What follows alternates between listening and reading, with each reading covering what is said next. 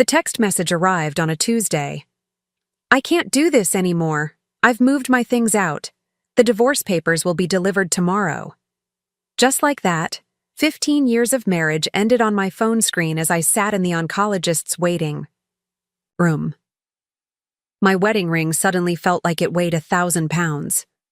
I stared at the message, reading it again and again, wondering if it was some kind of cruel joke. It wasn't. 3 weeks after my stage 3 breast cancer diagnosis, Daniel had decided he couldn't do this anymore. I'd lost my hair, my left breast, and now my husband, all before my 42nd birthday. But what Daniel didn't know was that 2 days earlier, I'd quietly removed him as the beneficiary of my $5 million life insurance policy, a policy he'd forgotten existed, a policy that had been his idea in the first place. Before we jump back in, tell us where you're tuning in from, and if this story touches you, make sure you're subscribed, because tomorrow I've saved something extra special for you. I wasn't always a cynic about love. In fact, for most of my life, I was quite the opposite. I met Daniel during my senior year at Portland State University. He was completing his MBA while I was finishing my finance degree. We bumped into each other, literally, at a coffee shop near campus. His Americano spilled all over my economics textbook.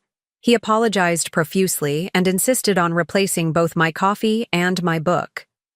3 days later, we went on our first date. 6 months after that, he proposed on the scenic viewpoint at Mount Hood, with the snow-capped peak glowing pink in the sunset behind him. I said yes without hesitation. We were young, ambitious, and deeply in love, or so I thought. The early years of our marriage were good. We both landed solid jobs in Portland, Daniel at a prestigious marketing firm and me at Pacific Northwest Financial Group. We bought a charming craftsman-style house in a tree-lined neighborhood. We traveled when we could, built our careers, and talked about starting a family soon. But soon never seemed to arrive. There was always another promotion to chase, another renovation project for the house, another reason to wait. Looking back, I see now that Daniel was always moving the goalposts, always finding reasons to delay the future we'd planned. By our 10th anniversary, something had shifted between us. The easy intimacy of our early years had faded into a comfortable, but increasingly distant partnership. Daniel worked later and later hours. Business trips grew more frequent. I threw myself into my work as well, climbing the ranks at PNFG to become one of their senior financial analysts. We were still a team, in many ways, financially successful, socially active, outwardly happy. Friends called us the power couple. If I occasionally caught Daniel texting late at night or being vague about his whereabouts, I pushed the doubts aside. After all, we had built a life together. We had history, shared dreams, a beautiful home. I wasn't about to threaten all that, over what might be nothing. It was Daniel who had insisted on the substantial life insurance policies for both of us. "It's just smart financial planning," he'd said. "We need to protect each other." I agreed. It made perfect sense given our mortgage and lifestyle. So at age 35, we each took out policies. Mine for $1, $5 million, his for the same. The paperwork was filed away with our other financial documents, and I rarely thought about it again. At least, not until the mammogram results came back abnormal. The first indication that something was wrong came during my routine annual checkup. Dr. Miranda felt something concerning and sent me for additional screening. Even then, I wasn't particularly worried. I was 41, fit, ate well, and had no family. History of breast cancer. Cancer happened to other people, not to me. The call from the radiologist came while I was preparing quarterly financial projections at work. "We'd like you to come in for further testing," she said, her voice professionally neutral. Still, I wasn't alarmed. More tests were just being thorough. I didn't even tell Daniel about the follow-up appointment. Why worry him over what was surely nothing? I scheduled it during my lunch break and planned to be back at the office by 2. But I never made it back to the office that day. Instead, I sat in my car in the hospital parking garage for nearly 3 hours, staring blankly through the windshield, the radiologist's words echoing in my head. Highly suspicious for malignancy. The biopsy was scheduled for the following morning. That night, I finally told Daniel.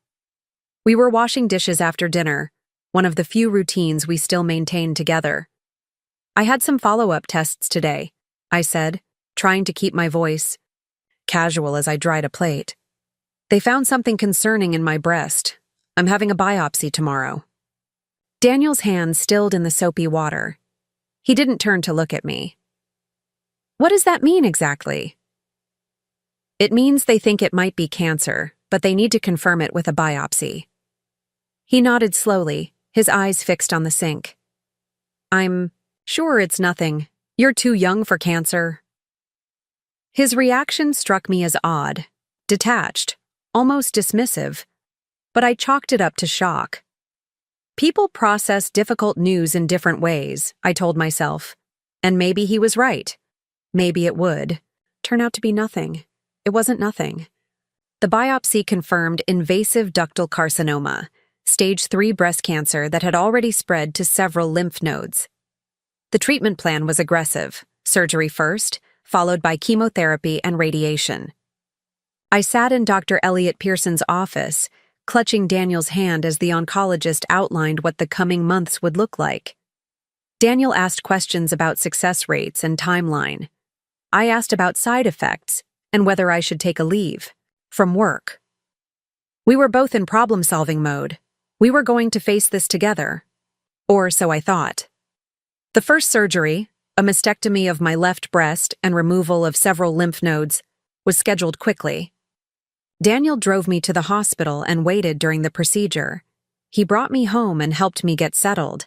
He picked up my prescriptions and made sure I took them on schedule. He did everything right, at least outwardly. But there was a distance to his care, a mechanical quality that I couldn't quite name. Do you want to talk about reconstruction options? I asked one evening, about a week after the surgery. I was reviewing some materials Dr. Pearson had given me. Daniel looked up from his laptop, his expression unreadable. Isn't it a bit soon to think about that? Let's focus on getting through the cancer first. Of course, I said quickly. I just thought, it might be nice to look forward to something after all this is over. Daniel nodded and returned to his work. The conversation was over. The first chemotherapy session was the day everything changed. Daniel had an unavoidable meeting and couldn't take me, so my best friend Olivia stepped in. A nurse herself, Olivia was the perfect chemo companion, knowledgeable, calming, and unafraid of hospitals. She held my hand when the IV went in and distracted me with silly stories from the pediatric ward where she worked. You know, she said carefully as we were waiting for the treatment to finish, Daniel seems a bit absent lately. Is everything okay between you two? Preparing and narrating this story took us a lot of time, so if you are enjoying it, subscribe to our channel. It means a lot to us. Now back to the story. I bristled slightly at the question. He's under a lot of pressure at work, and this isn't easy for him either. Olivia gave me a look I couldn't quite interpret. Rebecca, I know this isn't something you want to hear right now, but Nathan saw Daniel having dinner with a woman at Riverside Bistro last week. They looked close. Nathan was Daniel's brother. They weren't particularly close, but they ran in some of the same business circles. It was probably a client meeting, I said dismissively, though a cold feeling had settled in my stomach. Nathan said they were holding hands across the table. I fell silent, the gentle beeping of the infusion pump suddenly very loud in my ears. Client dinners don't involve hand-holding. Even in my chemo-addled state, I knew that much. When I got home that evening, feeling nauseated and exhausted, Daniel wasn't there. A text message said he was working late. I dragged myself to bed alone, too sick and tired to even cry. The pattern continued. As the chemo drugs ravaged my body, Daniel became increasingly absent. Business trips multiplied. Late meetings became the norm. When he was home, he slept in the guest room, claiming he didn't want to disturb me when I wasn't feeling well. On the surface, it was considerate. In reality, it was the beginning of his exit. It was during my second round of chemo that I found the email. Daniel had left his laptop open when he went to shower. I'd never been the type to snoop, but something, intuition perhaps, made me click on his inbox. And there it was, a hotel, reservation confirmation for 2 at a coastal resort in Cannon Beach. The dates coincided with a business conference he'd mentioned the week before. The confirmation email was copied to a Vanessa Clark. I didn't know any Vanessa. With shaking hands, I dug deeper. There were dozens of emails between them going back months, well before my diagnosis. Dinner reservations, weekend getaways disguised as business trips. Intimate messages that left no doubt about the nature of their relationship. In one particularly painful exchange from just after my surgery, Daniel had written, "This situation is temporary. Once it's resolved, we can start our life together properly." The situation was me. My cancer. My inconvenient illness that was delaying his new beginning with Vanessa.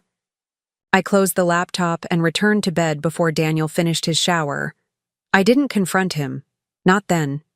I was too weak, too vulnerable, too dependent on his health insurance and financial support to risk blowing up our marriage in the middle of my cancer treatment. Instead, I began to plan. The next morning, I called Stephanie Wong, an attorney I'd met through a women's networking group years ago. I explained my situation in clinical terms, as if discussing a particularly complex financial scenario at work rather than the implosion of my personal life. I need to protect myself, I concluded. But I'm not ready for a direct confrontation yet. Stephanie was compassionate, but practical. The first step is understanding exactly what your financial picture looks like, she advised. Gather all. Documentation on your assets, accounts, insurance policies, everything. Knowledge is power, Rebecca. That afternoon, I went through our home office methodically, scanning important documents while Daniel was at work. Among them was our life insurance policy.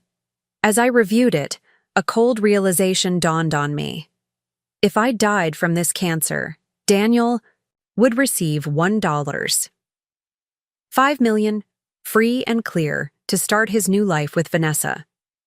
The thought made me physically ill. I called our insurance company the next day.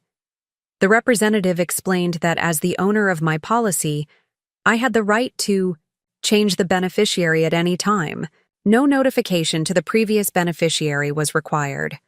All I needed to do was submit a beneficiary change form.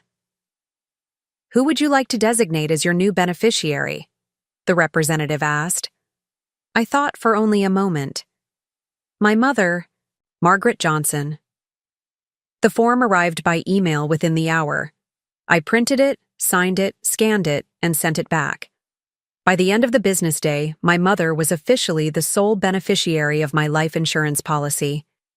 Daniel would never know unless I told him, or unless I died and he expected a payout that would never come. It wasn't about the money, not really. It was about taking back some small measure of control in a life that had spiraled beyond my grasp. Cancer had taken my health, my hair, my breast. Daniel had taken my trust, my future, my sense of security. But this one decision was mine. If the worst happened, at least my mother would be taken care of, not the man who had betrayed me when I needed him most. The night after I changed the beneficiary, I sat in our backyard garden alone, watching the sunset. The early summer roses were in bloom, their scent heavy in the evening air. I'd planted those roses when we first bought the house. Daniel had teased me about my gardening enthusiasm, but he'd helped dig the holes and build the trellises. We had plans to add a small pond the following spring. Now I wondered if I'd be alive to see it, and whether Daniel would keep the garden after I was gone. I was so lost in thought that I didn't hear Daniel come outside until he spoke. "Feeling better today?" he asked, keeping a careful distance. I nodded, not trusting my voice. "Good. That's good." He hesitated. "Listen, I need to go out of town this weekend. Sales conference in Seattle. It's mandatory." Seattle was a 2-hour drive. Cannon Beach was 2 hours in the opposite direction. I knew exactly where he was going and who he was going with. "Fine," I said flatly. "I'll ask Olivia to come stay." "Great," he said, looking relieved that I hadn't argued. "I'll leave Friday after work and be back Sunday evening." I nodded again, and he retreated inside. I remained in the garden until the stars came out, formulating my plan. I would get through the cancer treatment. I would rebuild my strength. And then, when I was ready, I would confront Daniel with what I knew and end our marriage on my terms, not his. But Daniel had other plans. The weekend of his Seattle conference, I took a significant turn for the worse. The cumulative effects of chemotherapy had weakened my immune system severely, and I developed a high fever. Olivia rushed me to the emergency room, where I was admitted with neutropenic sepsis, a life-threatening condition for cancer patients. Olivia called Daniel repeatedly. His phone went straight to voicemail. She left increasingly urgent messages. No response. She contacted Nathan, who claimed not to know where his brother was. Finally, in desperation, she called Daniel's parents. They hadn't heard from him either. I drifted in and out of consciousness for 2 days as the medical team fought to stabilize me. Olivia never left my side. My mother arrived from her small farm outside Portland, her face lined with worry. My sister Jennifer came with homemade bone broth and blankets from home, but Daniel was nowhere to be found. He returned on Sunday, night as planned, walking into our house to find it empty. Only then did he check his messages. Only then did he learn that his wife was fighting for her life in the ICU. He arrived at the hospital just as I was being moved out of intensive care, the crisis having passed. "Where were you?" Olivia demanded, intercepting him in the hallway. "My phone died," he stammered. "I didn't get any messages until I got home." "For 2 entire days?" Olivia's voice was thick with disgust. "She could have died, Daniel." He had no answer for that. When he finally came to my hospital room, I was too weak to confront him. My mother sat rigidly in the chair beside my bed, her expression making it clear she wasn't leaving us alone. Daniel bent to kiss my forehead, but I turned away. "I'm so sorry," he whispered. "I didn't know." "We'll talk about it at home," I managed, my voice raspy from the intubation I'd needed during the worst of the infection, but we never had that conversation. I was discharged 3 days later, now deemed medically fragile and in need of close monitoring. My mother moved into our guest room to care for me. Daniel retreated to his home office, emerging only for meals, and brief awkward conversations about household logistics. The gulf between us had become unbridgeable. 2 weeks later, I found the lease agreement on his laptop. He had rented a condo in downtown Portland with a move-in date for the following week. He hadn't mentioned a word about moving out, about leaving me while I was still undergoing cancer treatment, about walking away when I was at my most vulnerable. But the document was there in black and white, signed and dated. That night, I confronted him. We stood in the kitchen, the heart of the home we'd created together, like strangers. "When were you going to tell me about the condo?" I asked quietly. Daniel's face paled, but he recovered quickly. "I was waiting for the right time." "The right time," I repeated. "Would that be before or after my next chemotherapy session?" "Rebecca, this isn't working. It hasn't been working for a long time. The cancer it just made everything harder." "Made what harder, Daniel? Your affair with Vanessa?" His eyes widened slightly, the only confirmation I needed. "How did you—" "It doesn't matter how I know," I cut him off. What matters is that you've been planning your exit since before I got sick. You've been lying to me, cheating on me, and now you're abandoning me during cancer treatment. That's not fair, he protested weakly. I tried to make it work. I drove you to appointments. I made sure you had everything you needed. Everything except a faithful husband. He had no response to that. Just go, I said finally. If you're leaving anyway, just go now. He hesitated, then nodded. I'll have my lawyer contact you about the divorce. Do that. He left that night, taking only a suitcase of clothes and his personal items. I sat at the kitchen table for hours afterward, numb and yet somehow relieved. The pretense was over. The constant anxiety of wondering where he was, what he was doing, who he was with, it was finished. Now I could focus entirely on healing, on surviving, on rebuilding my life without him. The next day, Olivia helped me change the locks. The divorce papers arrived exactly 1 week later, delivered by courier to my front door. I should have been upset, perhaps even devastated. Instead, I felt oddly calm as I reviewed the documents with Stephanie. Daniel wanted a clean break. He was willing to let me keep the house in exchange for his retirement accounts. He asked for specific pieces of furniture and artwork but left the rest. He even offered 6 months of alimony to help during this difficult time. A gesture that might have seemed generous to outsiders but struck me as profoundly inadequate, given our 15 years together and my current health crisis. This is actually a relatively fair opening offer, Stephanie observed, sounding surprised. Though the alimony should be extended, considering your medical situation. I nodded absently, my mind elsewhere. Does it mention anything about the life insurance policy? Stephanie flipped through the pages. No, there's no reference to insurance at all. Did you want to address that? No, I said quickly. It's fine. I just wanted to be sure. Stephanie gave me a curious look but didn't press the issue. We spent the next hour discussing counterproposals and negotiation strategies. By the time she left, we had a clear plan for moving forward.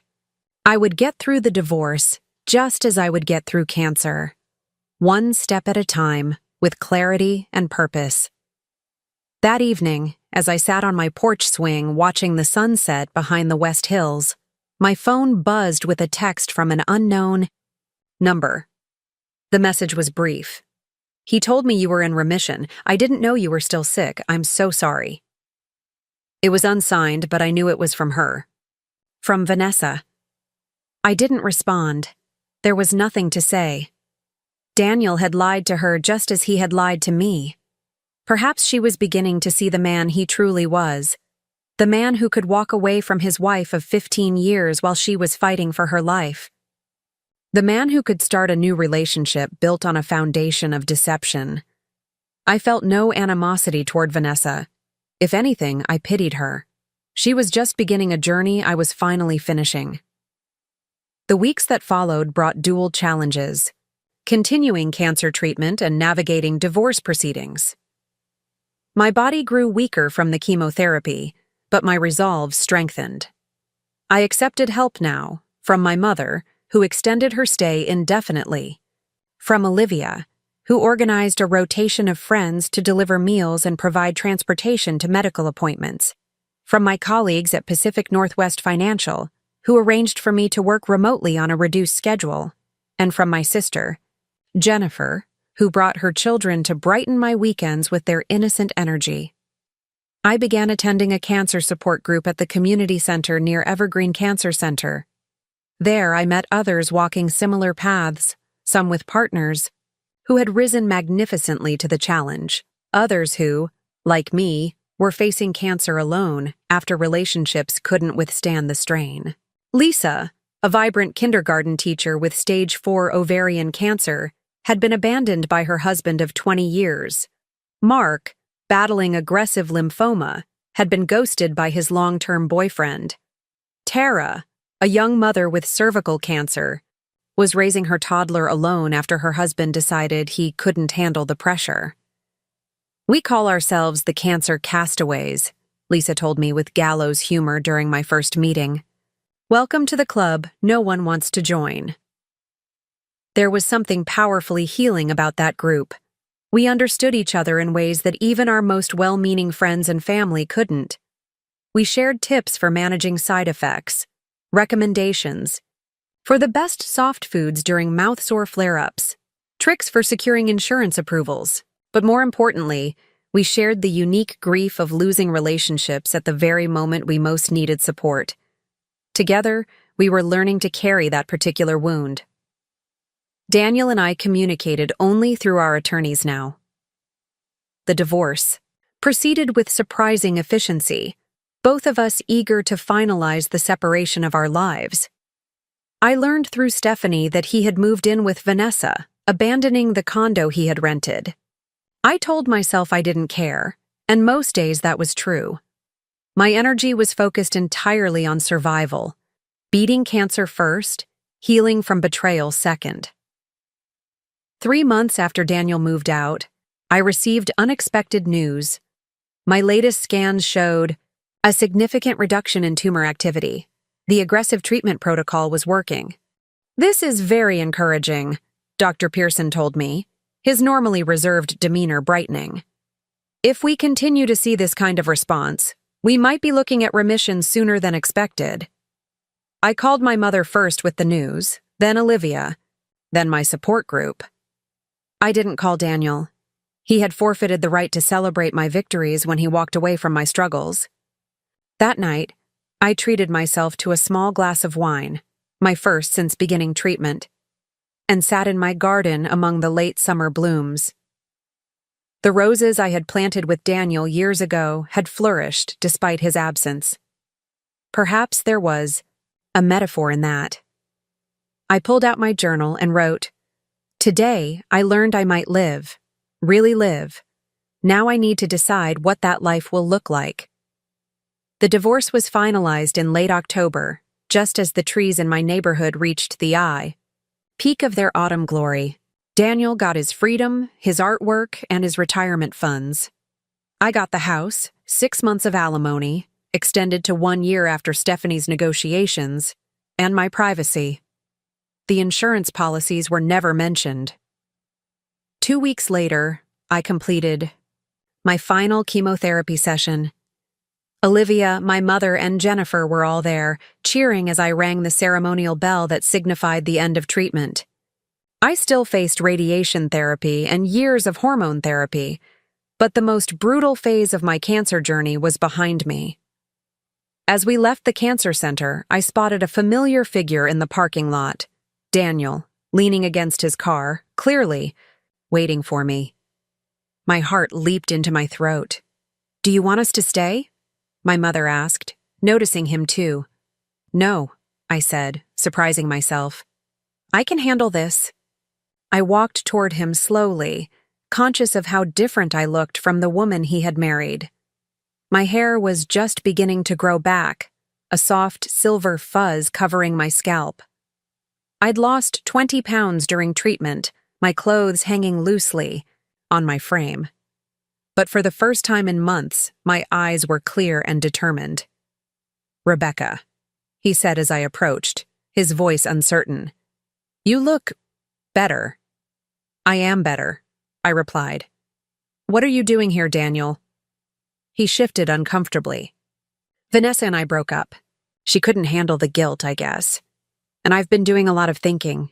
About us, about what happened, about how I handled everything." I waited, saying nothing. "I made a terrible mistake," he continued, his eyes pleading.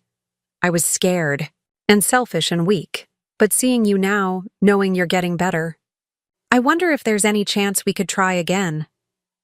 A year ago, even 6 months ago, those words might have moved me. I might have been tempted by the familiar comfort of our life together, by the prospect of not facing an uncertain future, alone. But now, they rang hollow. "Why are you really here, Daniel?" I asked quietly. He looked startled by the directness of the question. "I told you I want..." Is it because Vanessa left? Or because your company's Portland division is being restructured and you're worried about your position? Nathan mentioned that last week. Daniel's expression confirmed my suspicions. You didn't come back for me, I continued. You came back for the security I represent. The stable home, the supportive wife, the comfortable life. That's what you miss, not me. That's not fair, Rebecca. I do miss you. Maybe you do, I conceded, but not enough, not when it really mattered. I took a deep breath. I changed the beneficiary on my life insurance policy the day after I found out about Vanessa. His face registered genuine shock. You... What? Why would you do that? Because I realized that you were more likely to benefit from my death than my recovery. That's a terrible thing to understand about the person who promised to love you in sickness and in health. That's absurd, he protested. I never thought about the insurance. It doesn't matter now, I interrupted. It's done.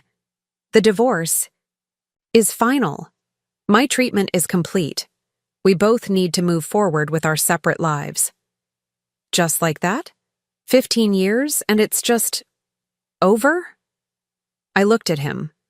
Really looked at him, for the first time since he'd left.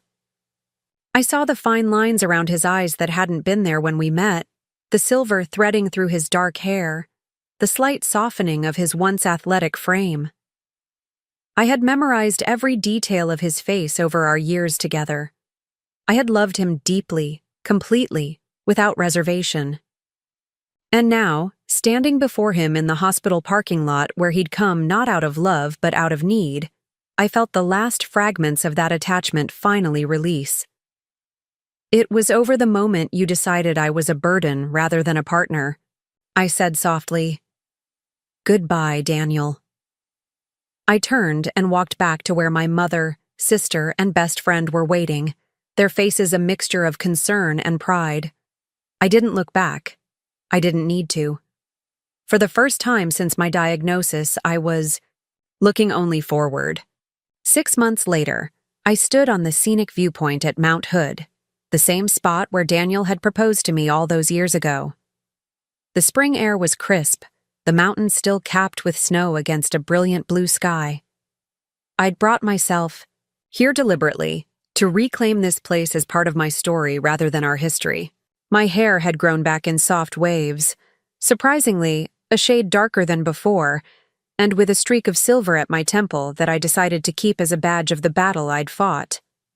I'd regained weight and strength through a combination of physical therapy and gentle yoga.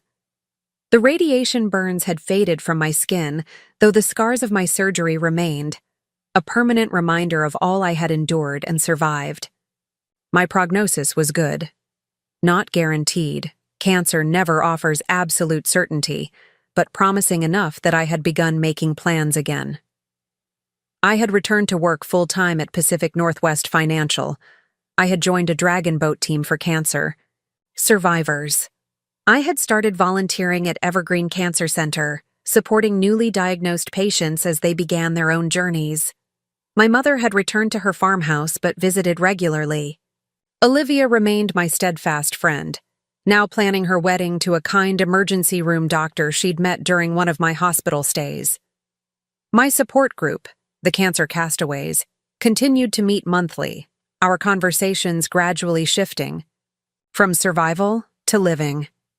And the life insurance policy that had once seemed so important? I kept it in place, with my mother as the primary beneficiary and the cancer center as a secondary beneficiary, not because I expected to need it any time soon, but because I understood now how quickly life could change, how important it was to protect those you truly love. As I stood looking out at the vast landscape below, I felt a profound sense of peace. Cancer had taken much from me, my breast, my hair, my marriage, my illusions about love and loyalty. But it had given me something too, clarity about what mattered, who mattered, and the kind of life I wanted to create for myself. I had been left when I was at my most vulnerable.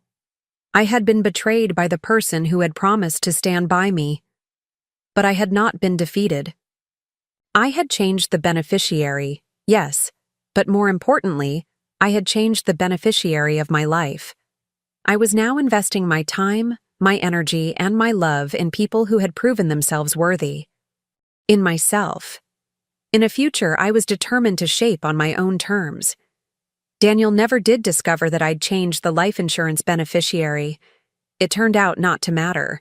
What mattered was that I had taken that first small step toward reclaiming my power during my darkest hour. Everything that followed, from changing the locks to declining his attempt at reconciliation, stemmed from that moment of clarity. The mountain stood silently before me, unchanging, yet ever-changing with the seasons and the light, like me. I took one last look, breathed deeply of the pine-scented air, and turned toward the path that would lead me back to my car, back to Portland, back to the life that waited for me there. A life that was entirely my own. I walked into the house alone that evening after everyone had gone. The silence wrapped around me like a familiar blanket, not uncomfortable, just present. 6 months earlier, such solitude would have terrified me. Now it felt like an old friend. I made myself a cup of chamomile tea and sat at the kitchen island, the smooth granite cold beneath my fingertips.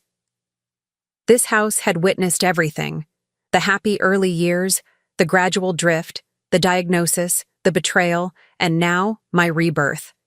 These walls had absorbed my screams of anger and my sobs of despair. They had watched as I curled up on the bathroom floor, sick from chemo, with no one to hold my hair back. And now they witnessed my quiet strength as I sipped tea, refusing Daniel's attempt to slither back into my life. The following morning, I had my first appointment with Dr. Pearson since completing chemotherapy. The radiation regimen would begin in 2 weeks, once my body had recovered somewhat from the ravages of chemo. Dr. Pearson's office was familiar territory now. The soothing blue walls, the landscape paintings, the surprisingly comfortable chairs, designed for patients who often sat receiving difficult news. "Your blood work looks encouraging," Dr. Pearson said, reviewing my chart. "White cell count is climbing back to normal range. How are you feeling otherwise?" "Stronger every day," I replied. "Still tired in the afternoons, but nothing like before." Dr. Pearson nodded, making notes. "And how are things at home? Any additional support you need as we move into radiation?" I hesitated. Dr. Pearson knew the broad strokes of my situation, that my husband had left during treatment, but not the details of our final interaction. "I'm managing well. My mother visits regularly, and I have friends who help with transportation and meals." "Good, good." He looked up from his notes, his eyes kind but assessing. "Rebecca, you've been through an extraordinary amount of trauma, not just physically, but emotionally. Have you considered speaking with our oncology social worker or therapist?" I shifted uncomfortably. I've been focused on physical survival. The emotional stuff seemed secondary. "It's all connected," he said gently. "Your emotional well-being impacts your physical recovery. We see better outcomes in patients who address both aspects." I thought about the cancer castaways group, how we shared medical tips, but also the deep emotional wounds of abandonment. It helped, but perhaps it wasn't enough. "I'll think about it," I promised. "That's all I ask," Dr. Pearson replied. "Now let's go over the radiation plan." As I left the oncology center, I noticed a flyer on the community bulletin board. "Healing through expression, art therapy for cancer patients." It advertised a 6-week workshop meeting at the Japanese Garden in Washington Park, a place I had always found peaceful, even before my diagnosis. Something about the flyer called to me. I took a photo of the contact information with my phone. That night, I received an unexpected call from Nathan, Daniel's brother. We had never been particularly close, but I had always appreciated his straightforward nature. Unlike Daniel's parents, who had essentially ghosted me after the divorce, Nathan had occasionally checked in on me through Olivia. "Rebecca," he said when I answered, "I hope I'm not overstepping by calling." "It's fine, Nathan. What's going on?" He hesitated. "I saw Daniel yesterday. He mentioned seeing you at the cancer center." "He did," I confirmed, keeping my tone neutral. "He's not doing well, Rebecca. The thing with Vanessa ended badly. His position at work is in jeopardy. He's been staying on my couch for the past week." I felt a twinge of something. Not quite sympathy, but recognition of the messiness of life. "I'm sorry to hear that, but I'm not sure what you expect me to do with that information." "Nothing," Nathan said quickly. "Absolutely nothing. That's not why I called. I called because I want you to know that whatever he might say, whatever he might try, you don't owe him anything. Not after what he did." I was surprised. "That's unexpected coming from you. He's your brother." "He's my brother, and I love him," Nathan acknowledged. "But what he did to you was unconscionable. I've never said this to you directly, but I'm deeply sorry for how he treated you, and I want you to protect yourself." There was a weight to his words that gave me pause. "Is there something specific I should know?" Nathan sighed heavily. "He's been asking questions about your insurance policies. Claimed he needed to tie up loose ends from the divorce. It felt off." The chill that ran through me had nothing to do with my lingering sensitivity to cold from chemotherapy. "Thank you for telling me. Just be careful, Rebecca. He's desperate, and desperate people can convince themselves of all sorts of things." After we hung up, I sat staring at my phone for a long while. Then I called Stephanie Wong. The next morning, I was in her office, clutching a mug of herbal tea as she reviewed the insurance documents and divorce decree. "The divorce settlement doesn't specifically address the life insurance policies," Stephanie confirmed. "But as the policy owner, you had every legal right to change the beneficiary. There's nothing Daniel can do about that now." "He's never directly asked about it," I said. "But his brother thinks he's fixating on loose ends from our financial entanglements." Stephanie's expression was thoughtful. "It might be worth notifying the insurance company about the situation. They can flag the policy to ensure any inquiries receive extra scrutiny." "Do you think he would actually try something?" The question hung in the air between us. "Probably not," Stephanie said. "But desperate people sometimes make poor choices. It costs nothing to be cautious." I left Stephanie's office with a plan. Call the insurance company. Install a security system at the house. Keep a careful record of any contact from Daniel. The fear I felt wasn't overwhelming. It was calculated, practical. I had survived cancer. I could certainly survive my ex-husband's desperate machinations. The next day, I met James Wilson for coffee. James had been my colleague at Pacific Northwest, financial for years, and during my medical leave, he had handled many of my clients with exceptional care. He had also been one of the few people from work who visited regularly during my treatment, bringing books and financial journals to keep my mind engaged even when my body was failing. "You look fantastic," he said when I arrived at the downtown cafe. "Truly, there's a light about you that was missing before." "Near-death experiences will do that," I replied with a wry smile. "Clarifies a lot of things." We spent an hour discussing my gradual return to work, starting with 3 days a week, then building back to full-time as my strength returned. James had suggestions for how to ease the transition, which clients might be appropriate to start with, which new developments I needed to catch up on. "The Blake portfolio has been particularly active," he noted. "They're looking at significant restructuring with the tax law changes." I nodded, making mental notes. It felt good to think about work again, to exercise my analytical mind after months of focusing solely on survival. I appreciate how thoroughly you've maintained everything, James. It would be a mess coming back otherwise. It's what partners do, he said simply.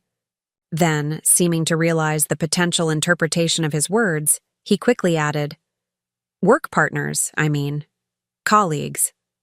I smiled at his discomfort. "I understood what you meant." There was a brief, awkward silence before James cleared his throat. "So I heard through the grapevine that Daniel showed up at the cancer center last week. News travels fast. Olivia mentioned it to Amy in HR, who sits next to me." He shrugged apologetically. "Small world." "He wanted to reconcile," I said flatly. I declined. James studied his coffee cup intently. "Good. That's good." Something in his tone made me look at him more closely. "You never liked him, did you?" "It wasn't my place to like or dislike your husband." "Ex-husband," I corrected. "And it's okay to admit it now." James met my eyes then. "No, I didn't like him. I thought he took you for granted long before. The cancer. The way he would call expecting you to drop everything for his needs. How he never showed up for office functions that were important to you. How he dismissed your work as less significant than his. It bothered me. I was surprised by his observations. Not that they were wrong, but that he had noticed what I myself had tried so hard to ignore. Why didn't you ever say anything? Would you have listened? He asked the question without accusation, just honest curiosity. I considered it carefully. Probably not, I admitted. I was too invested in the idea that we had a perfect marriage, the kind people envied. I didn't want to see the cracks. Cancer has a way of bringing reality into sharp focus, James observed. Cancer and betrayal, I added. Separately, they're brutal. Together, they're clarifying. The conversation shifted back to work matters, but something had changed in the dynamic between us.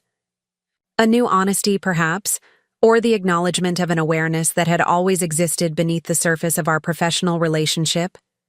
When we parted, James hesitated before saying, "I'm glad you're coming back, Rebecca. The office hasn't been the same without you." That weekend, I attended my first session of the art therapy workshop at the Japanese garden. It was a perfect spring day, cherry blossoms in full bloom, the air fragrant and mild. The group was small, just 8 cancer patients at various stages of treatment and recovery. Our instructor, Elena, was a soft-spoken woman with silver-streaked black hair and the serene demeanor of someone who had faced her own battles. Art therapy isn't about creating masterpieces, she explained as we settled, on benches near the koi pond. It's about expression, giving form to feelings that might be too difficult or complex for words. Today, we'll start simply with color and emotion. She distributed heavy paper and watercolors to each of us. Choose colors that represent how you felt when you were diagnosed. Don't overthink it. Let your intuition guide you. I stared at the blank page for several minutes, then selected deep blue and black. I painted swirling patterns that grew denser toward the center of the page. The vortex of fear and shock that had consumed me when I first heard the word malignant. Now, Elena continued after we had all created our first piece, choose colors that represent how you feel today, in this moment. For this second painting, I reached for different colors, green, purple, and traces of gold. The strokes were more deliberate, the composition more balanced. When Elena invited us to share, I found myself saying, the first painting is suffocation. The second is possibility. Elena nodded encouragingly. That's a powerful evolution, Rebecca. A woman named Diane, her head covered with a colorful scarf that signaled she was still in active treatment, studied my paintings. I hope I get to possibility someday, she said quietly. Right now I'm still drowning in red and black. I recognized the look in her eyes, the terror, the isolation, the desperate hope for a future beyond illness. Without thinking, I reached out and squeezed her hand. "You will," I promised. "It doesn't happen all at once, but one day you realize you're thinking about tomorrow again." After the workshop, I lingered in the garden, wandering through the meticulously maintained pathways. The careful placement of each stone, each plant, each water feature reminded me that beauty could be cultivated through intention and care, that reconstruction after devastation was possible. I took photos of particular views that spoke to me, planning to use them as inspiration for future paintings. As I was leaving, I spotted Elena near the exit. She smiled warmly. "I noticed you stayed after the session. Did you find it helpful?" "More than I expected," I admitted. "I've spent so long focusing on medical treatments and physical symptoms. I hadn't realized how much emotional processing I've been avoiding." Elena nodded knowingly. "The body keeps the score, as they say. Trauma lives in us physically until we find ways to release it. My oncologist suggested therapy," I told her. "But traditional talk therapy feels, I don't know, too direct somehow." "Art creates a buffer," Elena agreed. "A space where we can approach difficult truths obliquely when facing them head-on might be too overwhelming." She hesitated before adding, "The workshop is just one avenue. I also work with clients individually if that might interest you." I took her card, promising to think about it. On the drive home, I realized I felt lighter than I had in months, as if the colors and shapes on paper had somehow drawn out some of the heaviness I'd been carrying. That night, I dreamed of Daniel, for the first time since he had left. In the dream, he was standing in our bedroom packing a suitcase, while I sat on the bed watching him. "Why didn't you tell me you were leaving?" I asked. Dream Daniel turned to me with a face that kept shifting, sometimes his own, sometimes a blank mask. "I told you every day," he replied. "You just weren't listening." I woke at 3 a.m., the dream still vivid. There was a kernel of truth in it that I hadn't wanted to acknowledge. The signs of Daniel's detachment had been there long before my diagnosis. The late nights at work, the distracted conversations, the declining intimacy. Cancer hadn't created the fractures in our marriage. It had merely applied pressure to existing fault lines until they cracked completely. I got up and made myself tea, then sat at the kitchen table with my journal. I wrote about the dream, about the art therapy session, about the conversation with James. As I wrote, a pattern emerged, a theme of seeing clearly what had previously been obscured, of recognizing truths that had always been present, but that I had chosen to ignore. The following Tuesday, I received an email from Daniel. "Rebecca, I've been thinking about our conversation at the cancer center. I didn't express myself well. I'd like another chance to talk, perhaps over coffee someplace neutral. There are matters related to the divorce that we never fully resolved. Daniel." I forwarded the email to Stephanie before responding. "Daniel, any matters related to the divorce should be addressed through our attorneys. I have nothing further to discuss with you directly. Rebecca." His reply came within minutes. "It's not about legal matters exactly. It's about loose ends, things we never properly closed. Please, Rebecca." One conversation. I didn't respond. Instead, I called the insurance company again, confirming that they had placed a note on my policy restricting information access solely to me. I also scheduled an appointment with a security company to install cameras at my home. The representative asked if I had specific concerns. "Just general safety," I said, unwilling to verbalize the unease I felt about Daniel's persistence. Saying it aloud, that I feared my ex-husband might have designs on my insurance policy, seemed paranoid, melodramatic. Yet Nathan's warning echoed. In my mind, desperate people make desperate choices. That Friday evening, I arrived home from my first week back at work to find Daniel sitting on my front porch. My heart raced as I pulled into the driveway, but I forced myself to remain outwardly calm as I gathered my bag and exited the car.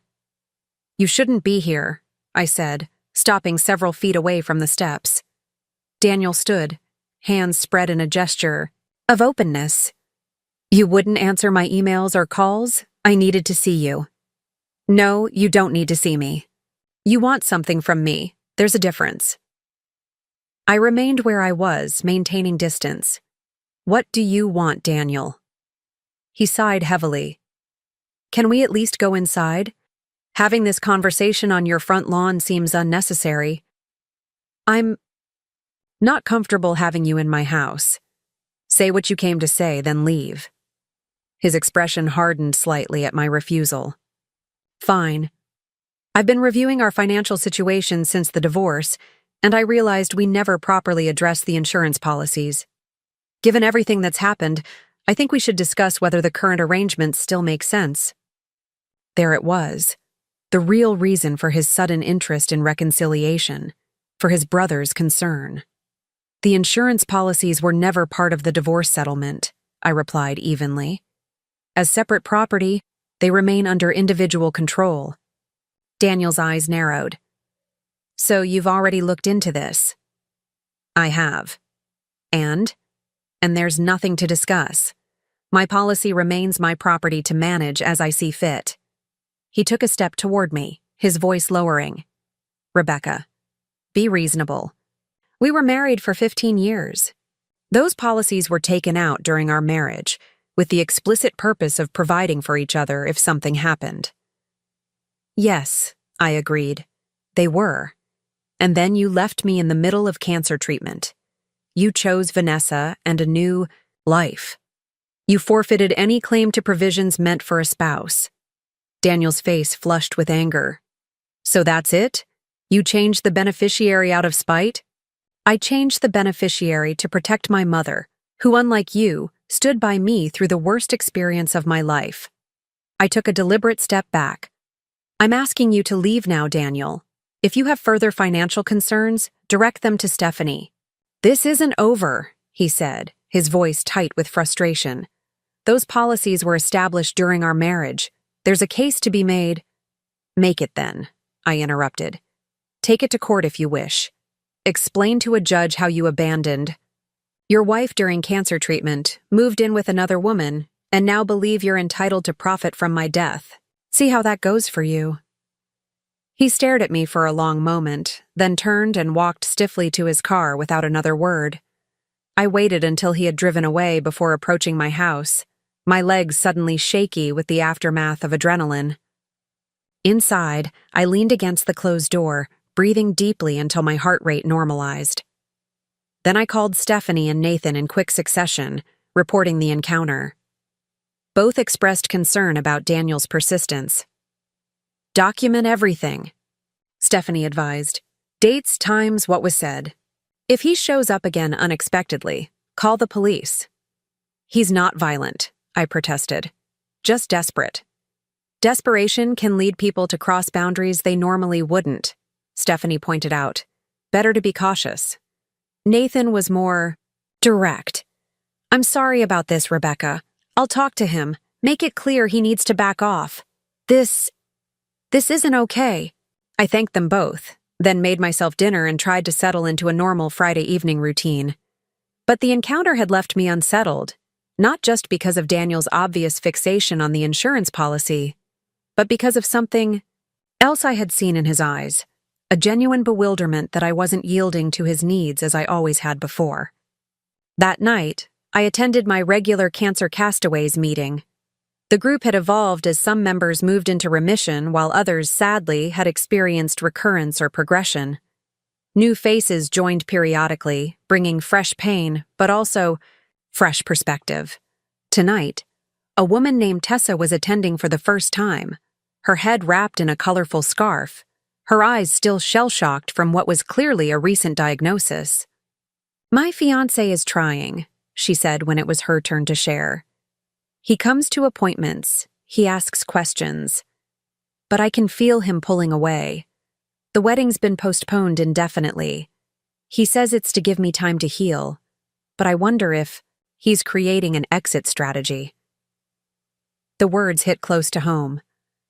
How many times had I rationalized Daniel's increasing distance in the early days of my diagnosis? How many times had I made excuses for his absences, his distraction, his emotional withdrawal? Trust your instincts, I found myself saying. If something feels wrong, pay attention to that feeling. Don't dismiss it. Lisa, who had been with the group since before my joining, nodded agreement. When my ex started sleeping in the guest room, he claimed it was to avoid disturbing me. It sounded considerate. It wasn't. It was the beginning of his departure. But not everyone leaves, Mark interjected. My ex disappeared, but my brother stepped up in ways I never could have anticipated. Sometimes the people who stay surprise you as much as the people who go. That night, driving home from the meeting, I reflected on Mark's words. Daniel had left, yes, but so many others had stayed. My mother, who had essentially moved in for months. Olivia, who had organized a support network. James, who had protected my professional interests. Even Nathan, who had warned me about his own brother's questionable intentions. Cancer and betrayal had stripped away the facade of my marriage, revealing its hollow core. But they had also stress-tested my other relationships, showing which connections were truly resilient. The disease that had nearly killed me had also, paradoxically, shown me how to truly live, surrounded by authentic love rather than empty promises. As I pulled into my driveway, I noticed a package on the front porch. My new security cameras had been scheduled for installation the following week, so I approached cautiously, half expecting another unwanted visit from Daniel.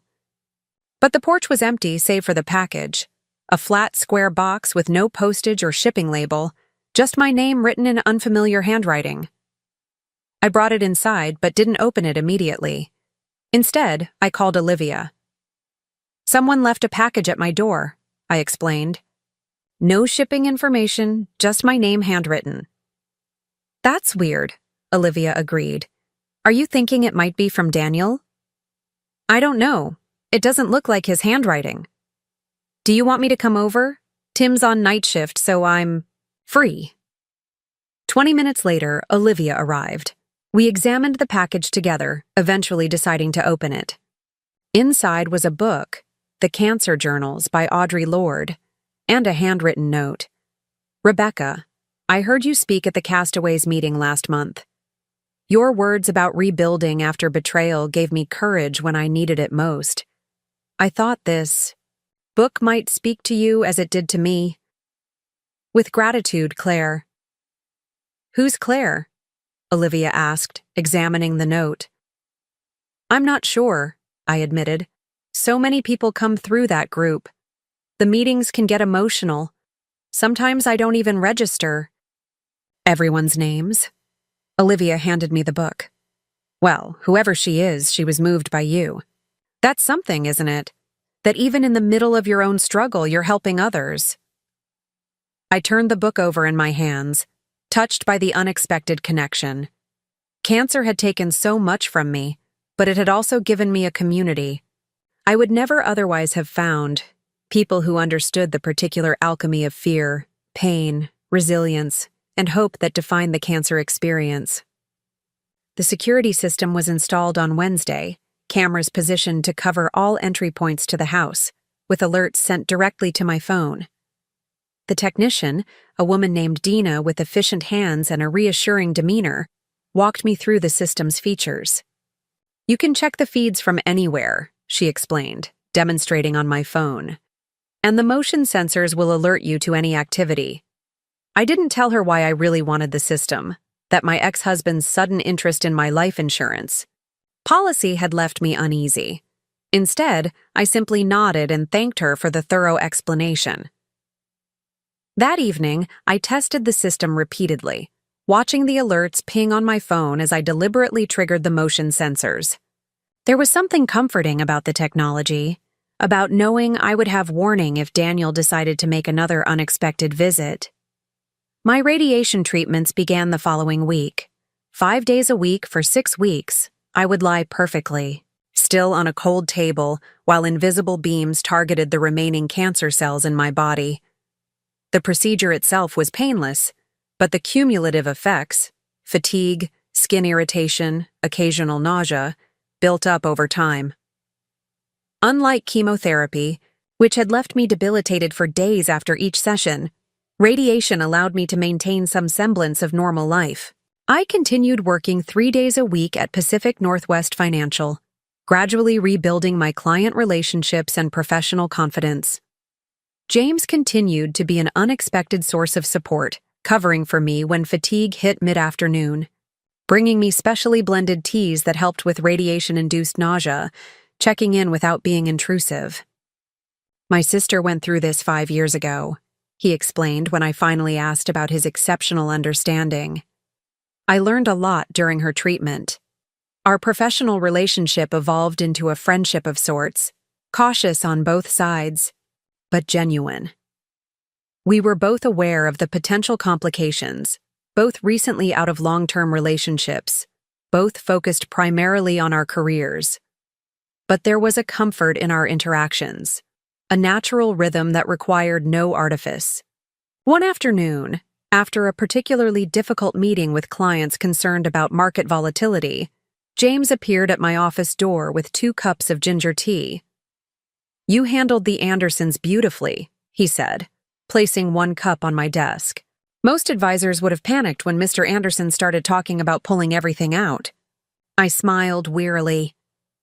Cancer gives you perspective on what constitutes a genuine crisis. Market corrections don't qualify. James settled into the chair across from my desk, studying me. "How are the treatments going? You don't have to answer, if it's too personal." "No, it's fine," I assured him. 3 weeks down, 3 to go. The fatigue is building, but it's manageable. Nothing like chemo. "And the other situation?" He was careful never to mention Daniel by name, as if speaking it might conjure him. "Quiet lately. No more surprise visits since the security system went in." I didn't add that Daniel had called twice more, leaving messages claiming he needed to discuss important financial matters. Stephanie had advised me to maintain complete non-engagement unless he attempted something through legal channels. James nodded, looking relieved. "Good. That's good." He hesitated before continuing. "Some of us are going hiking at Forest Park this weekend. Nothing strenuous, just the lower trails. Would you like to join?" I considered the invitation. My energy levels were unpredictable with radiation, but the idea of being outdoors, surrounded by trees and fresh air rather than medical equipment, was appealing. "I'd like that," I said. "Though I might have to turn back early." "We'll go at your pace," James promised.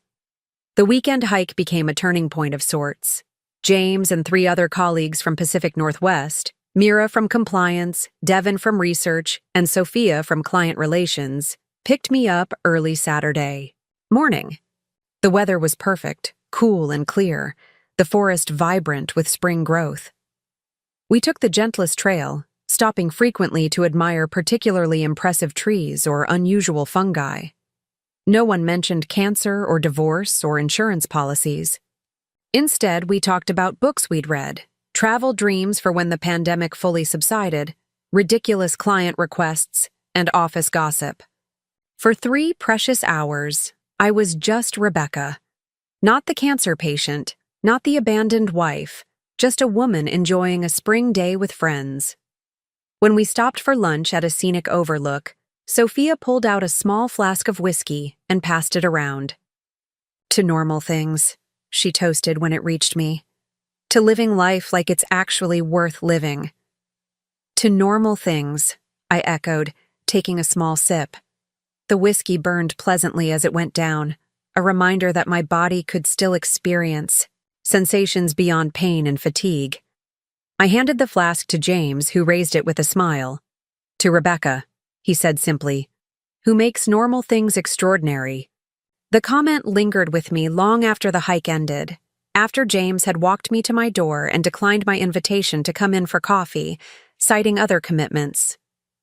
There had been something in his eyes when he said those words, a warmth that went beyond collegial appreciation. I wasn't ready to examine what that might mean, wasn't prepared to consider any romantic possibilities when so much of my life was still in flux. But I couldn't deny the small flutter of something like anticipation that his words had sparked. That evening, as I was reviewing my calendar for the coming week, I noticed a date circled in red, my upcoming annual mammogram and diagnostic ultrasound, the first comprehensive scan since completing treatment. Dr. Pearson had warned me not to place too much significance on this particular checkpoint. It's too soon for definitive answers, he'd cautioned. We're establishing a new baseline, that's all.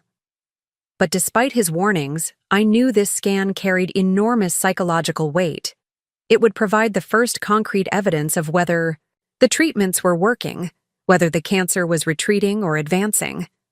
The anxiety that had been held at bay during the pleasant activities of the weekend crashed back with suffocating intensity.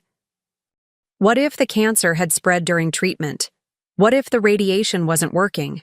What if, after everything I had endured, the surgery, the chemo, the radiation, the divorce, the disease still won in the end? I reached for my phone to call my mother, then hesitated. Margaret had been my rock throughout treatment, but lately I'd been trying to ease her concerns, to show her I was recovering and independent. Calling her now, in the grip of fear, would only reignite her worry. Instead, I opened the book Claire had left on my doorstep, Audre Lorde's The Cancer Journals. The struggle with cancer now informs all my days, Lorde had written, but it is only another face of that continuing battle for self-determination and survival that Black women fight daily, often in triumph. The words resonated deeply. My battle with cancer was indeed a struggle for self-determination and survival. Not just physical survival, but survival of the self I was becoming, the woman who had emerged from the chrysalis of illness and betrayal. I read until my eyes grew heavy, finding solace in Lorde's fierce honesty about fear, pain, and the determination to live fully despite them. The morning of the scan, I woke before dawn. Sleep had been fitful, punctuated by dreams of drowning, of being lost in labyrinthine hospitals, of Daniel standing over me with a life insurance policy in his hand. I made coffee and sat in my garden as the sky lightened, watching hummingbirds dart among the fuchsias I'd planted after Daniel left. Their iridescent feathers caught the early light as they hovered, impossibly delicate yet remarkably resilient. Olivia picked me up at 9, her presence a comfort as we drove to the imaging center. She had taken the day off specifically to accompany me, understanding the significance of this particular appointment. Whatever the results, she said as we pulled into the parking lot, we face it together. You're not alone in this. The mammogram itself was familiar, uncomfortable but not unbearable. The ultrasound that followed was similarly routine, the technician maintaining professional neutrality as she moved the wand over my remaining breast and the reconstructed area where my left breast had been. When both procedures were complete, I was told to wait for Dr. Pearson, who would review the results immediately. The waiting room was quiet, just Olivia and me and an elderly couple seated near the door. I flipped through magazines without seeing the pages, while Olivia chatted about her upcoming wedding plans, a transparent attempt to distract me that I appreciated nonetheless. When a nurse finally called my name, Olivia squeezed my hand. Want me to come in with you? I shook my head. I need to hear this on my own, but thank you. Dr. Pearson was at his desk when I entered his office, the scan images displayed on his computer screen. He looked up with a smile that immediately released some of the tension in my chest. The images look good, Rebecca. Really good. I sank into the chair opposite him, suddenly lightheaded with relief. No new growth? No new growth, he confirmed. and the previously affected areas show significant improvement. The aggressive treatment protocol was the right choice. Tears sprang to my eyes, surprising me.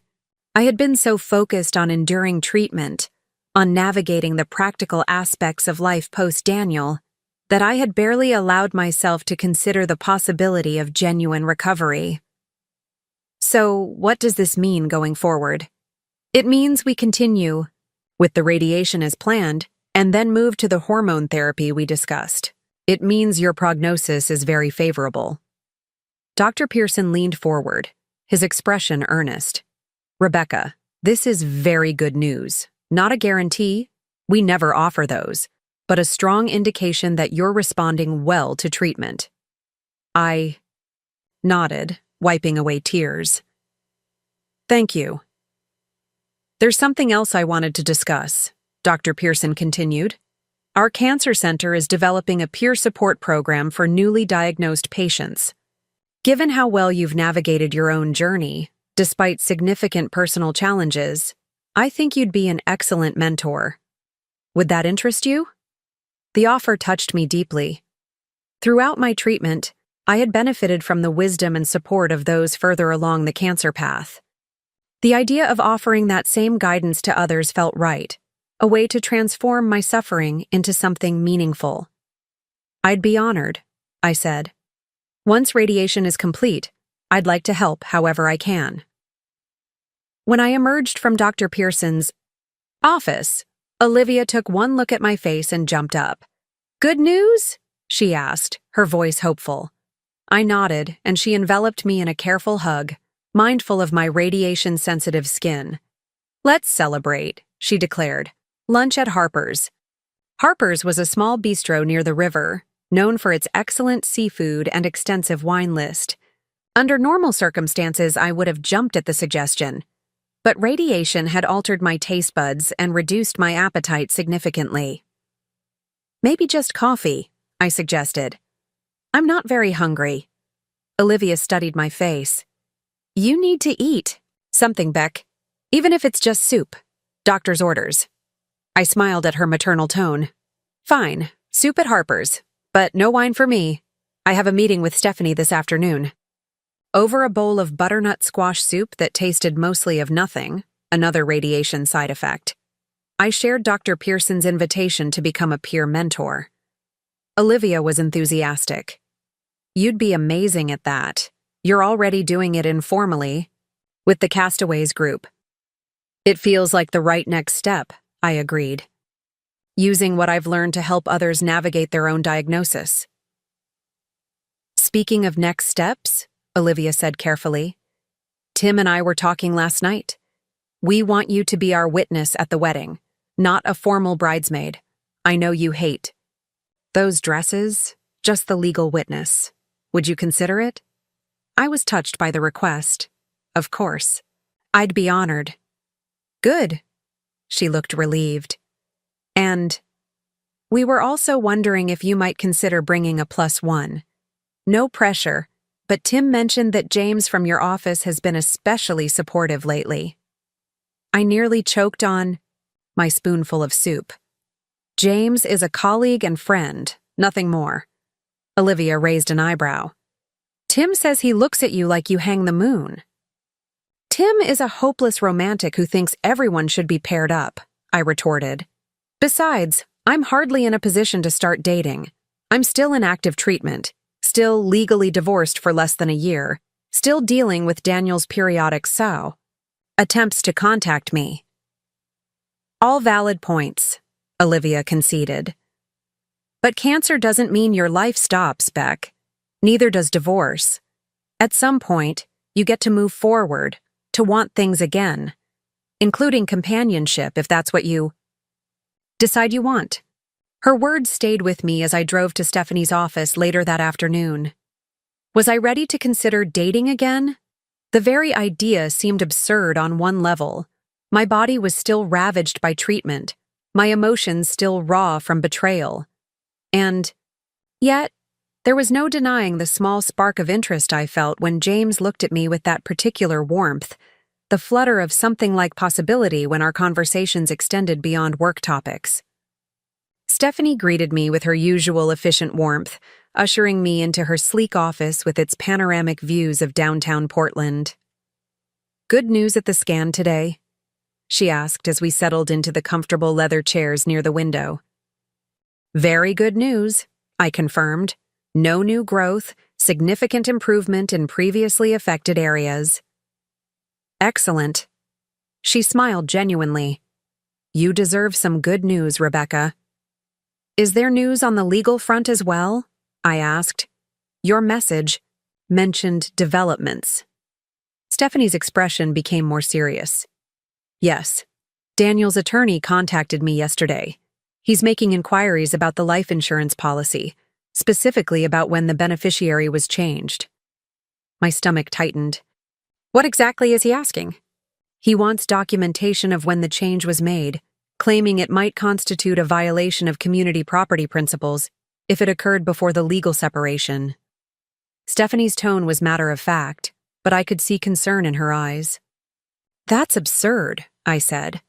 "The policy is in my name. I've always been the owner." "And that's precisely what I told them," Stephanie assured me. "But I wanted you to be aware that Daniel is pursuing this angle. It suggests he's not going to drop the matter easily." I sat back, processing this information. "What are his chances of success?" "Minimal," Stephanie said firmly. "The legal precedent is clear. As the owner of the policy, you have the right to change beneficiaries at any time. The timing relative to your separation might be relevant if the policy were a shared asset, but it's not. It's yours alone. So why pursue it at all?" Stephanie sighed. "Based on what you've told me about his financial situation, he's desperate. People grasp at straws when they're drowning. But I also suspect there's an element of control at play. This gives him a reason to maintain contact, to continue inserting himself into your life." The observation resonated uncomfortably. Throughout our marriage, Daniel had exerted control in subtle ways, managing our finances, making major decisions, subtly steering my choices while maintaining the illusion of equal partnership. Even now, with legal ties severed, he was finding ways to assert influence over my life. "What's our next step?" "We respond with the facts," Stephanie said simply. "The policy is yours. The beneficiary change was legal and appropriate. End of discussion. If they continue to press, we can seek a cease and desist order." I nodded, grateful for her clear-headed approach. "I just want this to be over, Stephanie.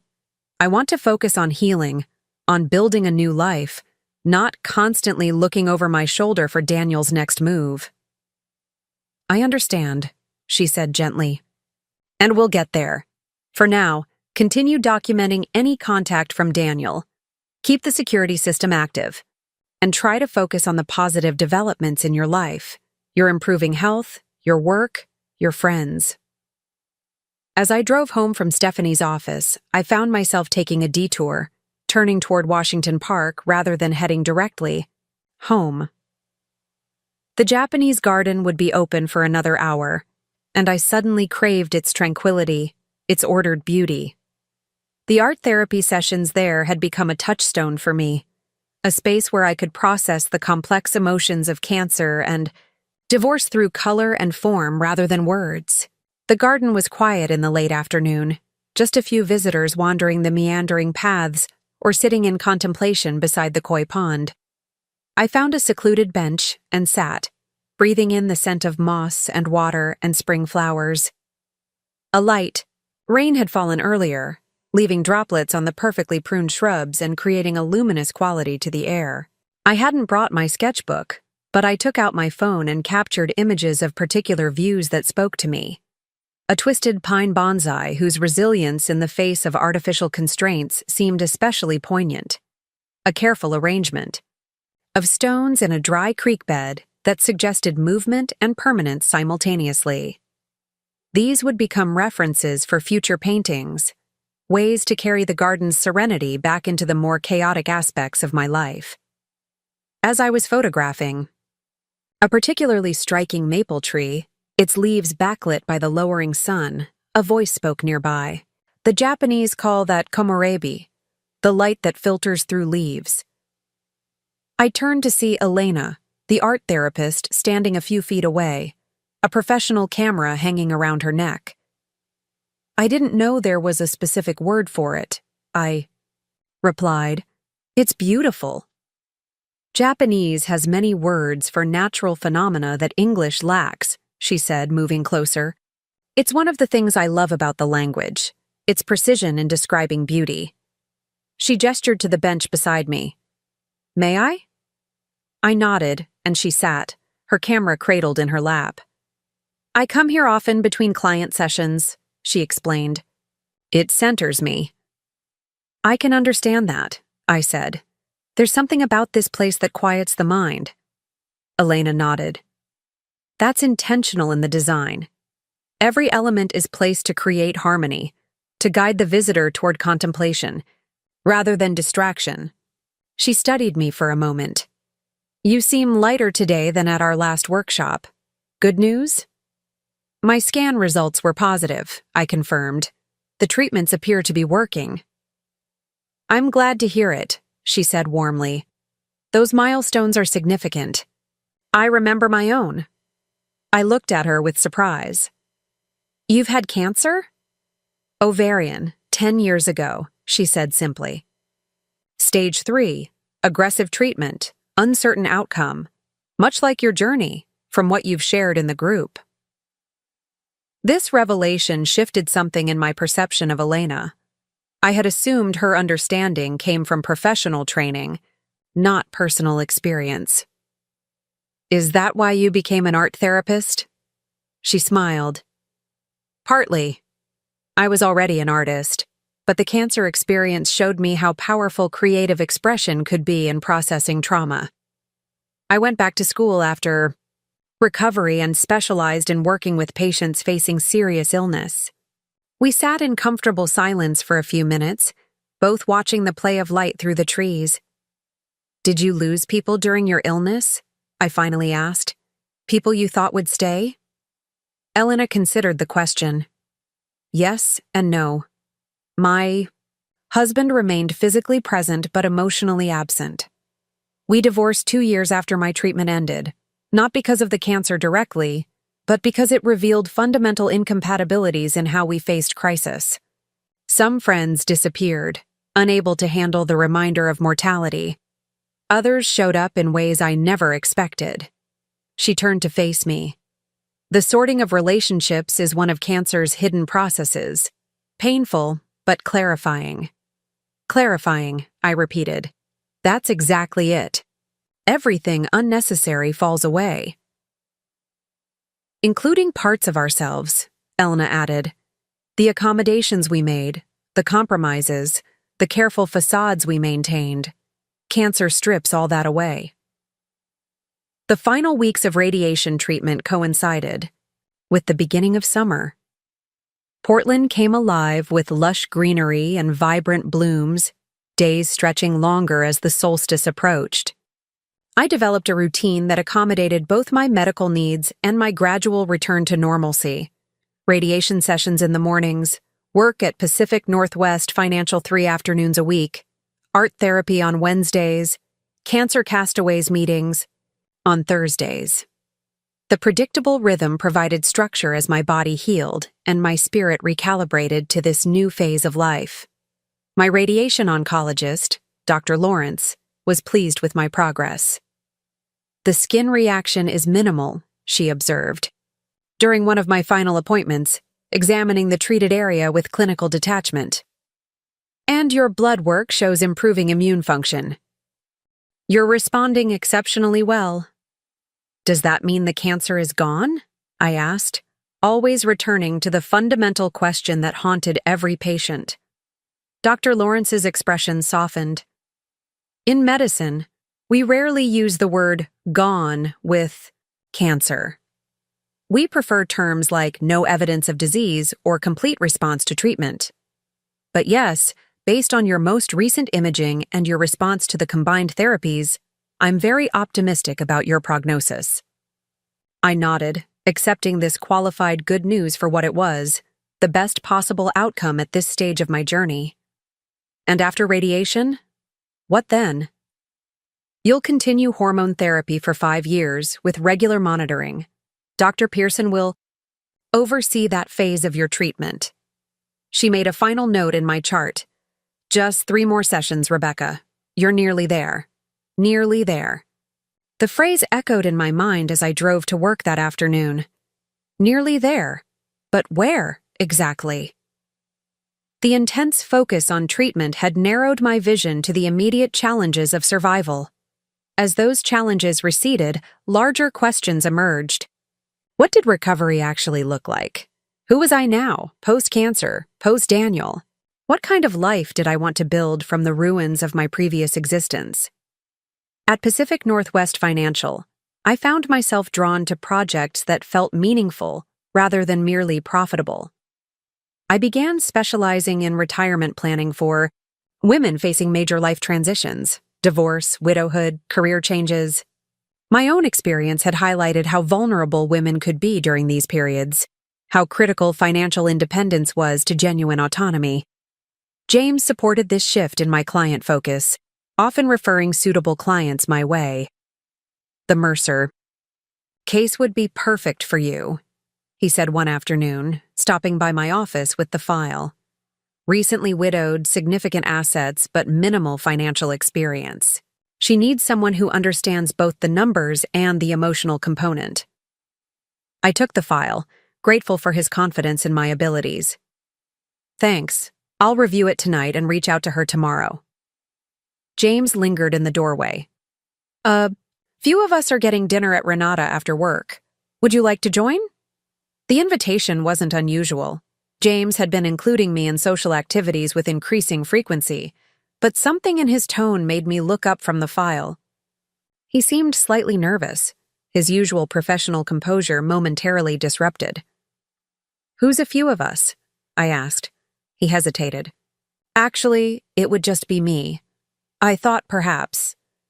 Well, it might be nice to talk outside of work, but I understand if you're not interested, or it's not a good time.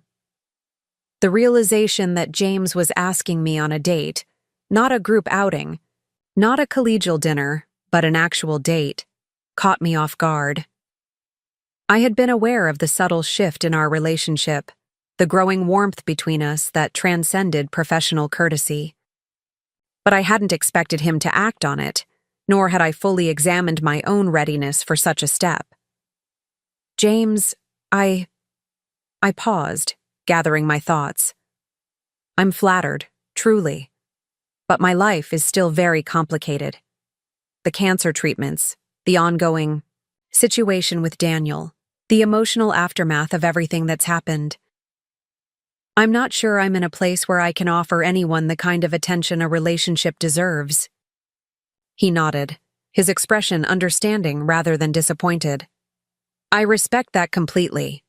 And to be clear, I'm not proposing anything dramatic. Just dinner, conversation, the chance to know each other better outside these walls. He gestured to the office around us. No pressure, no expectations. Just 2 people who enjoy each other's company. Put that way, it seemed both simpler and more appealing. When was the last time I had enjoyed a meal with someone who saw me as a woman, not a patient or a victim or a professional colleague? When had I last engaged in conversation untethered from cancer statistics or divorce proceedings or financial strategies? Dinner sounds nice, I said finally. But perhaps not Renata. The upscale Italian restaurant had been a favorite of Daniel's, the site of several anniversary celebrations during our marriage. Somewhere new might be better. James smiled, relieved. I know a great Thai place on Division Street. Small, quiet, excellent food. Would that work?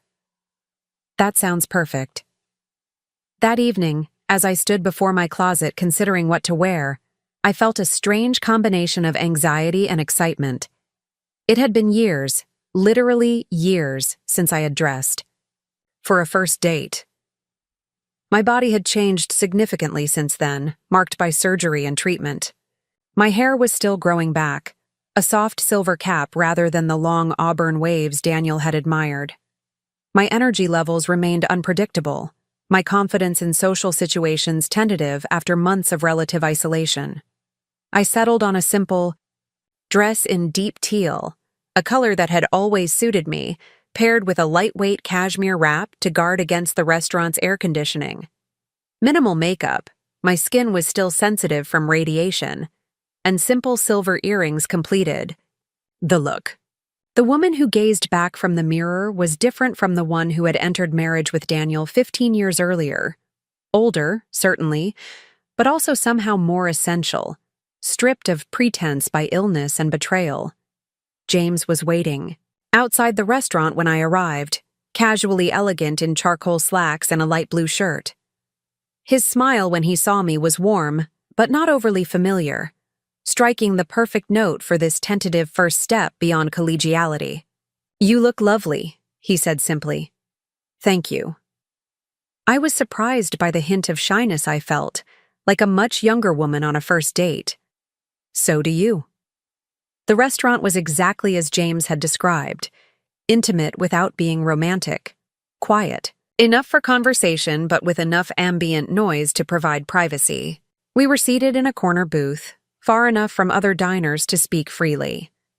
"I've never actually seen you outside the office environment," James observed as we studied the menus. "It suits you." I smiled at the compliment. "It feels strange, to be honest. Good strange, but still strange." "Strange how?" "Like I'm remembering how to be a person again, not just a patient or a professional or an ex-wife." I set down the menu, deciding on a simple pad thai. For so long, every interaction has been defined by cancer or divorce or work. This feels normal. I'd almost forgotten what normal feels like. James nodded, understanding in his eyes. "Recovery isn't just physical, is it?" "Not even close. The physical part is just the beginning." I paused as the server arrived to take our orders, then continued once we were alone again. "There's a whole process of reclaiming yourself afterward, of figuring out who you are when you're not actively fighting for survival." "And who are you discovering yourself to be?" James asked, his interest genuine rather than perfunctory. The question gave me pause. Who was I now? "I'm still working that out," I admitted. "But I know I'm stronger than I realized, more resilient, less willing to compromise on what matters to me, and far less patient with inauthentic relationships." "Those sound like valuable discoveries." "They came at a high cost," I said quietly. "But yes, they're valuable." Our food arrived, steaming, and fragrant. As we ate, the conversation shifted to lighter topics. Books we'd recently read, James's newfound interest in kayaking, a documentary series on architecture that had captured my attention during long recovery evenings. The ease between us surprised me. There were no awkward silences, no careful avoidance of difficult subjects, just the natural flow of two people genuinely interested in each other's thoughts and experiences. Dessert was sticky rice with mango, shared between us as James told me about his own failed marriage years earlier. "We married too young," he explained. "Right out of college, before either of us really knew who we were or what we wanted from life. By the time we figured it out, we'd grown in completely different directions." "Do you regret it?" I asked. "The marriage, I mean." James considered the question thoughtfully. "I regret the pain we caused each other as things fell apart. But the marriage itself? No. It was part of my journey, part of what shaped me. And we parted as friends, which I'm grateful for." "That's more than I can say for my situation," I said, finding I could speak of Daniel without the sharp sting of betrayal that had once accompanied his name, though I'm reaching a point where I'm almost grateful for how it ended. James looked surprised. "Grateful?" If Daniel had remained, reluctantly, resentfully, out of obligation, I might never have discovered my own strength. I might have continued compromising, continued accepting less than I deserved, continued believing that his approval was necessary for my worth. I took a sip of tea, letting the warm spices linger on my tongue. His leaving forced me to stand on my own feet, to rebuild my life according to my own values rather than our shared illusion. That's quite a perspective shift, James observed. Cancer changes how you see everything, I said simply. It burns away the non-essential. As the evening concluded, James walked me to my car. The summer twilight lingered, painting the sky in shades of lavender and gold.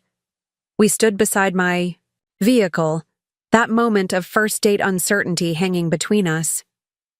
I enjoyed this, James said. Very much.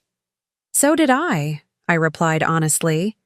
It was nice to remember that life isn't all medical appointments and legal documents. He smiled, then asked carefully, "Would it be all right if I called you this weekend? Perhaps we could do something outdoors, take advantage of the good weather." The question was purposefully open-ended, offering connection without pressure, companionship without expectation.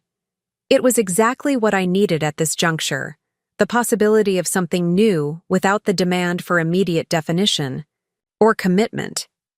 "I'd like that," I said. He leaned forward slowly, telegraphing his intentions, giving me ample opportunity to step away. But I remained still as he placed a gentle kiss on my cheek, brief and respectful. "Good night, Rebecca." "Good night, James." Driving home, I was surprised by the lightness I felt.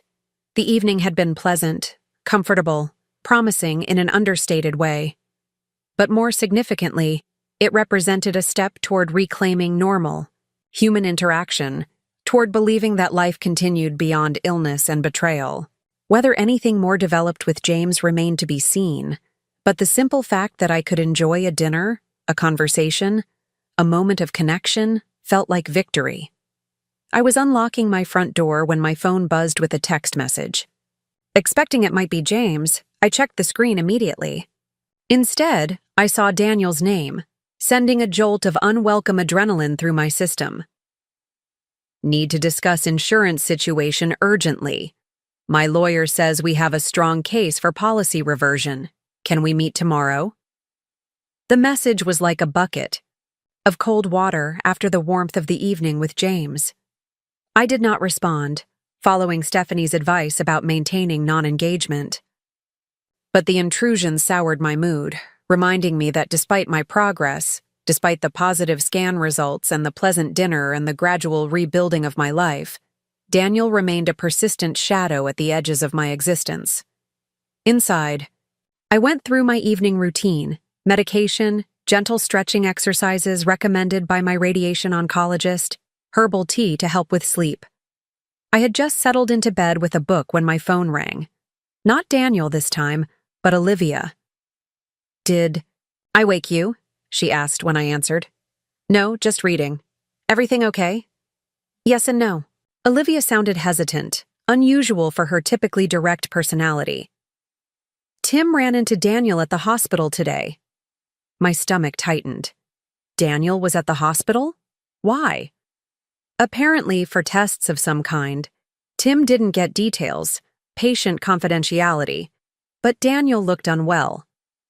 "Tim thought you should know." I processed this information slowly. Daniel seeking medical care, looking unwell. It could be anything from a routine physical to something more serious. Why did I need to know this? What was I supposed to do with this information? "Thanks for letting me know," I said finally, "but I'm not sure what difference it makes to me at this point." "I understand," Olivia assured me. I thought you'd want to know, given everything." After we hung up, I stared at the ceiling, sleep suddenly elusive. Daniel's health concerns were no longer my responsibility. He had Vanessa, or had, until their recent breakup. He had family, friends, colleagues who could support him through whatever medical issues he might be facing. I had been explicitly removed from that role when he walked out during my cancer treatment. And yet, there was a twinge of something like concern, like the echo of care that had once been automatic. 15 years of marriage didn't disappear entirely, even after betrayal. I remembered the early days when Daniel had been genuinely kind, genuinely supportive. I remembered nursing him through a severe case of pneumonia our 3rd year together, remembered his vulnerability during that illness, how it had deepened our connection. I shook my head, dispelling the memories. Compassion was one thing, re-entanglement was another. Whatever Daniel was facing, it wasn't my burden to carry. My focus needed to remain on my own healing, my own recovery, my own future. The following morning brought my second-to-last radiation session. As I lay on the treatment table, the massive machine rotating silently around me, I thought about the cycles of illness and health, of connection and separation, that had defined the past year of my life. Soon, this particular phase would end. The daily visits to the cancer center would be replaced by monthly checkups, then quarterly, then semi-annual. Life would expand beyond the boundaries of treatment rooms and medication schedules. After the session, I stopped by Dr. Pearson's office for our scheduled appointment. He greeted me warmly, his desk uncharacteristically clear of files. "Almost there," he said as I settled into the chair opposite him. "How are you feeling about concluding active treatment?" "Relieved," I said honestly, "but also a little anxious. There's a strange security in the structure of treatment, in the constant monitoring. Once that ends, the surveillance continues," he reminded me. "Just less intensively, and the hormone therapy provides ongoing protection."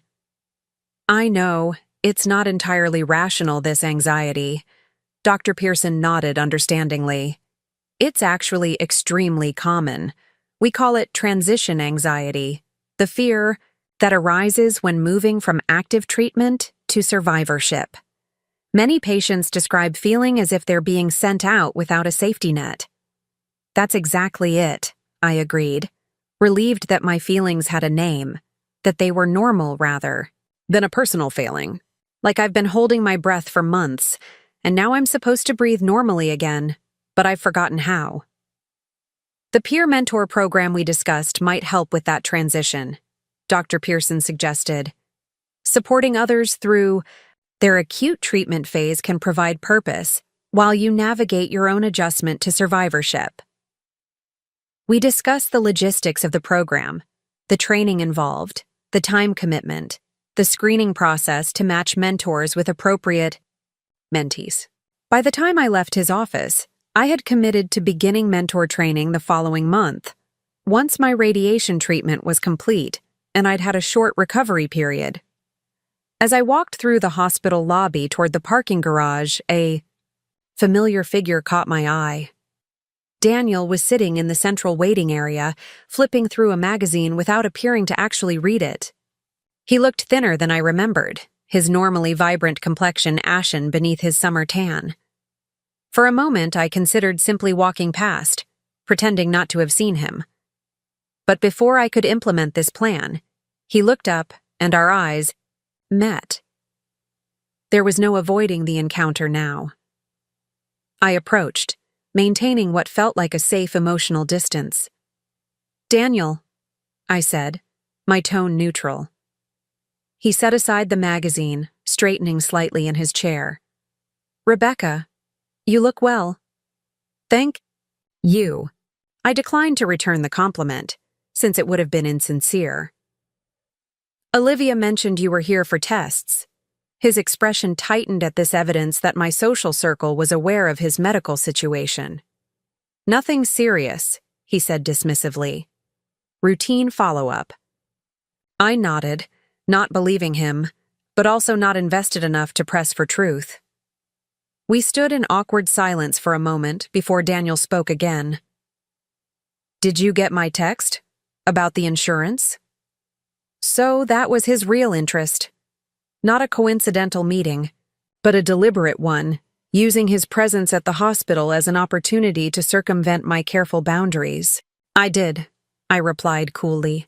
And as I've said before, any legal matters should be addressed through our attorneys. This doesn't have to be a legal battle, Rebecca. His tone turned conciliatory, reasonable. We could reach an agreement between ourselves. There's nothing to agree on. The policy is mine. The beneficiary is my choice. Daniel leaned forward, his expression earnest. Look, I know things ended badly between us. I made mistakes. Serious ones. I'm not denying that. But 15 years? Together has to count for something. That policy was taken out during our marriage, with the intention of providing for each other. Yes, I agreed. And then you left me during cancer treatment. You moved in with another woman. You made it very clear that my welfare was no longer your concern. I kept my voice low, but firm. You can't abandon those responsibilities and then expect to retain the benefits. His face flushed with anger or embarrassment, perhaps both. It wasn't that simple, and you know it.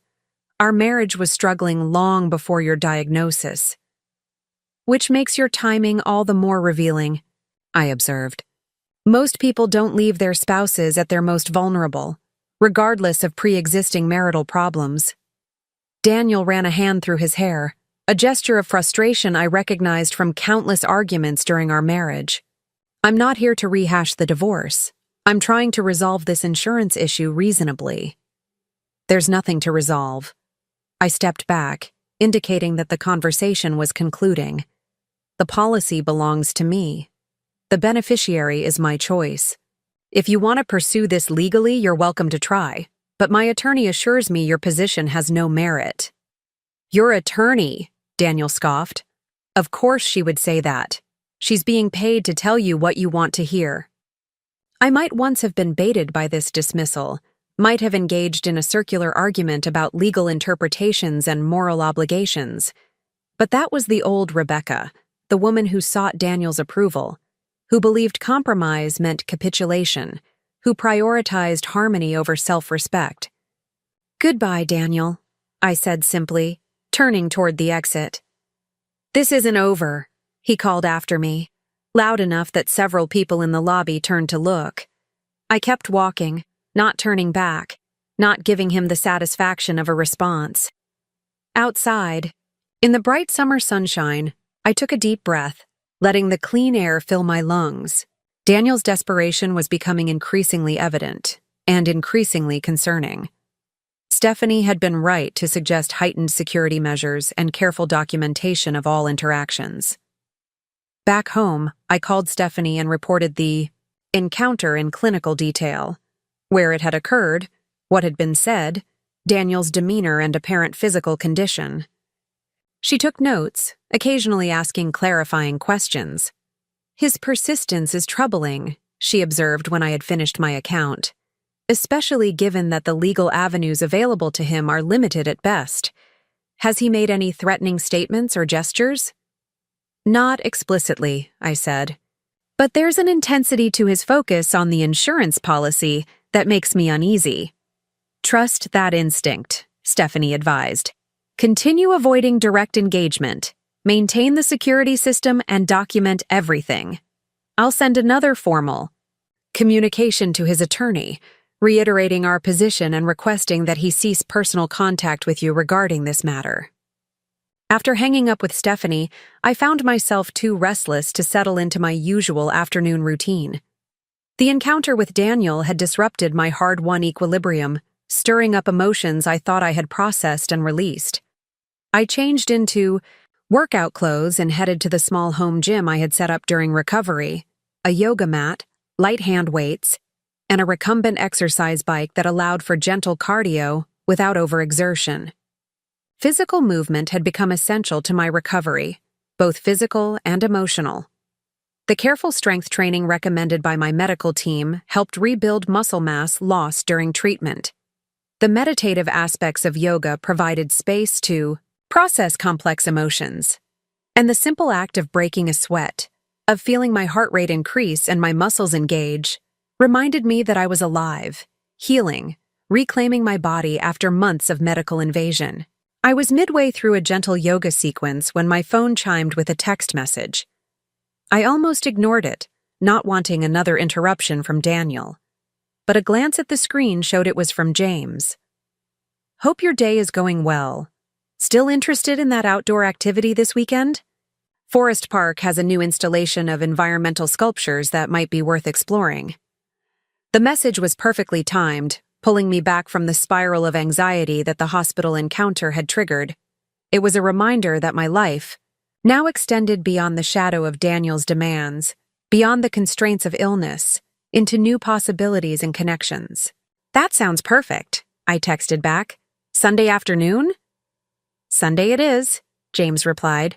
"I'll bring a picnic if you bring your artistic perspective." I smiled at the exchange, setting the phone aside to complete my yoga practice with renewed focus. The contrast between the two men could not have been more stark. Daniel with his demands and manipulations, his attempt to assert rights he had willingly abandoned. James with his respectful distance, his genuine interest, his recognition of my autonomy. Later that evening, I received an unexpected phone call from Nathan, Daniel's brother. We had maintained limited contact since the divorce, mostly his occasional check-ins regarding Daniel's more concerning behaviors, but our conversations were always brief and purposeful. "Rebecca, I'm sorry to bother you," he began without preamble. "But I'm worried about Daniel." "If this is about the insurance policy, it's not," Nathan interrupted. "Or at least not directly. It's about his health. He's been diagnosed with early-stage kidney disease. It's manageable with treatment, but it's serious, and he's not handling it well." The news landed heavily in my chest. Kidney disease would explain Daniel's changed appearance, his ashen complexion, perhaps even his increased desperation regarding financial matters. "I'm sorry to hear that," I said, meaning it despite everything. "But I'm not sure why you're telling me. We're divorced, Nathan. His medical issues aren't my concern anymore." Nathan sighed. "I know. And believe me, I wouldn't involve you if—" I didn't think it was necessary. But he's fixated on this insurance thing, convinced it's his safety net if his condition worsens. I've tried to reason with him, explained that the policy is yours, that his claim has no legal merit, but he's not being rational about it. "What exactly are you asking me to do?" I kept my tone even, though internally I was bristling at the implication that I should somehow accommodate Daniel's demands due to his illness. Had he shown me the same consideration during my cancer treatment? "Nothing specific," Nathan assured me.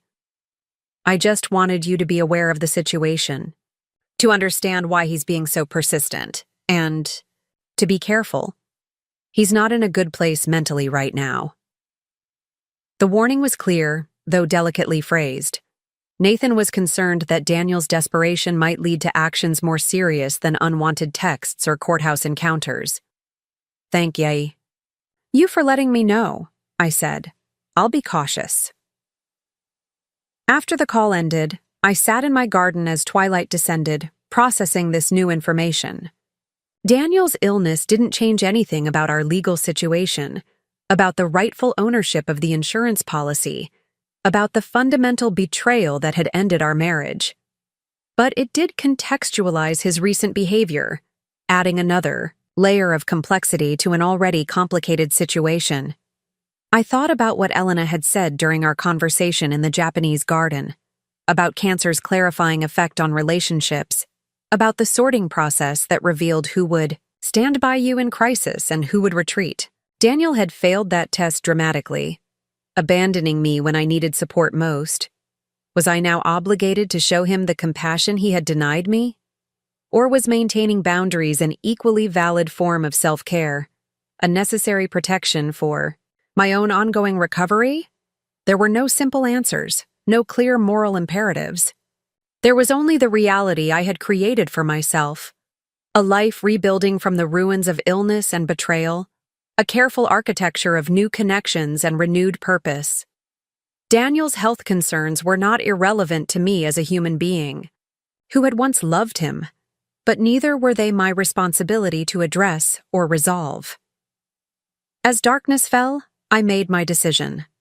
I would maintain my boundaries regarding the insurance policy and direct contact, but I would ask Stephanie to communicate with Daniel's attorney in measured, compassionate terms rather than confrontational ones. I would continue documenting interactions and maintaining security measures, but I would not engage in hostile exchanges or unnecessary legal maneuvers. I would protect what was mine without seeking to punish or humiliate Daniel, regardless of how he had treated me during my own illness. My final radiation treatment arrived on a Thursday morning. After 6 weeks of daily hospital visits, this last session felt strangely anticlimactic. The same sterile room, the same whirring machines, the same instructions to lie perfectly still. But when it was over, when I rose from the treatment table, for the final time, a profound sense of completion washed over me. The medical team had prepared a small celebration, complete with a certificate declaring me a radiation graduate, and a pink cupcake that I knew I wouldn't eat, but appreciated. Nonetheless, Dr. Lawrence shook my hand with genuine warmth. "You've been an exemplary patient, Rebecca," she said. "Strong, compliant, positive. Those qualities serve you well in recovery." I drove home in a contemplative mood, the certificate on the passenger seat beside me. The formal phase of cancer, treatment was over, but the journey of survivorship was just beginning. The hormone therapy would continue for years, the regular scans and blood tests and necessary vigilance against recurrence. Cancer would remain a part of my life story, a thread, woven through the fabric of my existence, not defining it, but never entirely absent either. At home, a bouquet of sunflowers waited on my porch, accompanied by a card from my mother. "Celebrating your strength and perseverance," she had written. "So proud of you, my darling girl." Margaret had supported me from the first devastating diagnosis through every painful treatment and emotional crisis, never wavering in her belief that I would emerge not just alive, but somehow stronger. Now, looking at her familiar handwriting, I allowed myself to believe she might be right. The weekend arrived with perfect summer weather, clear skies and gentle warmth ideal for the outdoor excursion James had proposed. We met at the Forest Park entrance near the environmental sculpture installation, James carrying a small backpack that presumably contained our picnic. He greeted me with a warm smile and a light touch on my arm, a gesture of affection that respected the careful boundaries we had established. "You're glowing," he observed as we set off along the shaded trail. "Is it the completion of treatment, or are you just happy to see me?" "Both," I admitted, surprising myself with the candor. "It feels like crossing a finish line, even though I know there's still a long road ahead." The sculpture installation was thoughtfully integrated into the natural environment. Twisted copper forms emerging from moss-covered logs, delicate. Glass structures suspended from tree branches. Stone arrangements that seemed simultaneously ancient and contemporary. We moved slowly through the exhibit, discussing each piece, appreciating the dialogue between artistic creation and natural beauty. "This one reminds me of your description of cancer treatment," James said, pausing before a particularly striking installation, a series of broken clay vessels that had been meticulously repaired with gold lacquer, following the Japanese kintsugi tradition. Broken but healed, with the damage becoming part of the beauty. I studied the piece, moved by its resonance with my experience. "There's truth in that," I agreed, though I'm still in the process of finding beauty in the brokenness. We continued, deeper into the forest until we reached a small clearing with a view of Mount Hood in the distance. James spread a blanket on the grass and unpacked our lunch. Artisanal sandwiches, fresh fruit, a thermos of iced herbal tea. We ate in comfortable silence, occasionally commenting on the view or sharing observations about the sculptures we had seen. "I've been thinking about what you said at dinner the other night," James said eventually, "about cancer burning away the non-essential, clarifying what matters." I nodded, remembering the conversation. It's one of the few gifts of serious illness, absolute clarity about priorities. "What are yours now?" he asked. "Your priorities, I mean." The question deserved careful consideration. Health, obviously. Not just survival, but genuine well-being, physical and emotional, meaningful work, authentic relationships. I met his gaze directly. No more compromises on what matters, no more accommodating others at the expense of my own needs. "Those sound like excellent priorities," James said, "though potentially challenging for anyone hoping to be part of your life going forward." I smiled, acknowledging the implication. Not challenging for the right person, someone who values autonomy alongside connection, who understands that healthy boundaries enhance rather than diminish relationships. I paused, then added more softly. Someone who sees my strength as an asset rather than a threat. James reached across the blanket, his hand finding mine in a gentle clasp. "I see your strength, Rebecca. It's what drew me to you long before the cancer, though perhaps I didn't have the courage to acknowledge it then." The moment stretched between us, layered with possibility. It would have been easy to lean forward, to bridge the small distance between us, to seek comfort and connection through physical intimacy. But something held me back. Not fear, exactly, but a recognition that timing mattered, that rushing toward relationship before my own healing was complete might undermine the very independence I had fought so hard to reclaim. "I need to move slowly," I said, not withdrawing my hand but not advancing further either. "There's still so much I'm processing, so much I'm rebuilding within myself." "I understand," James replied, his thumb tracing small circles on my palm. "I'm not going anywhere." We finished our picnic and packed up, walking back toward the park entrance in contented silence. As we neared the parking area, my phone buzzed in my pocket. I ignored it initially, not wanting to disrupt the peaceful atmosphere of the afternoon. But when it buzzed again moments later, I pulled it out, concerned that it might be something urgent. 2 missed calls from Nathan, followed by a text. "Call me as soon as possible, Daniel. Important." A cold unease settled in my stomach. "I'm sorry," I said to James. "I need to make a call. It might be significant." He nodded understandingly. "Of course, I'll wait by the car." I stepped away for privacy, returning Nathan's call with a sense of foreboding. He answered immediately, his voice tense. "Rebecca, thank you for calling back. There's been an incident with Daniel." "What kind of incident?" I asked, bracing myself for whatever might follow. "He showed up at my house last night, extremely agitated. He was talking about the insurance policy, claiming you had stolen what was rightfully his, that he needed it now more than ever because of his diagnosis." Nathan paused, and I could hear him struggling to maintain composure. He had been drinking, which he's not supposed to do with his medication.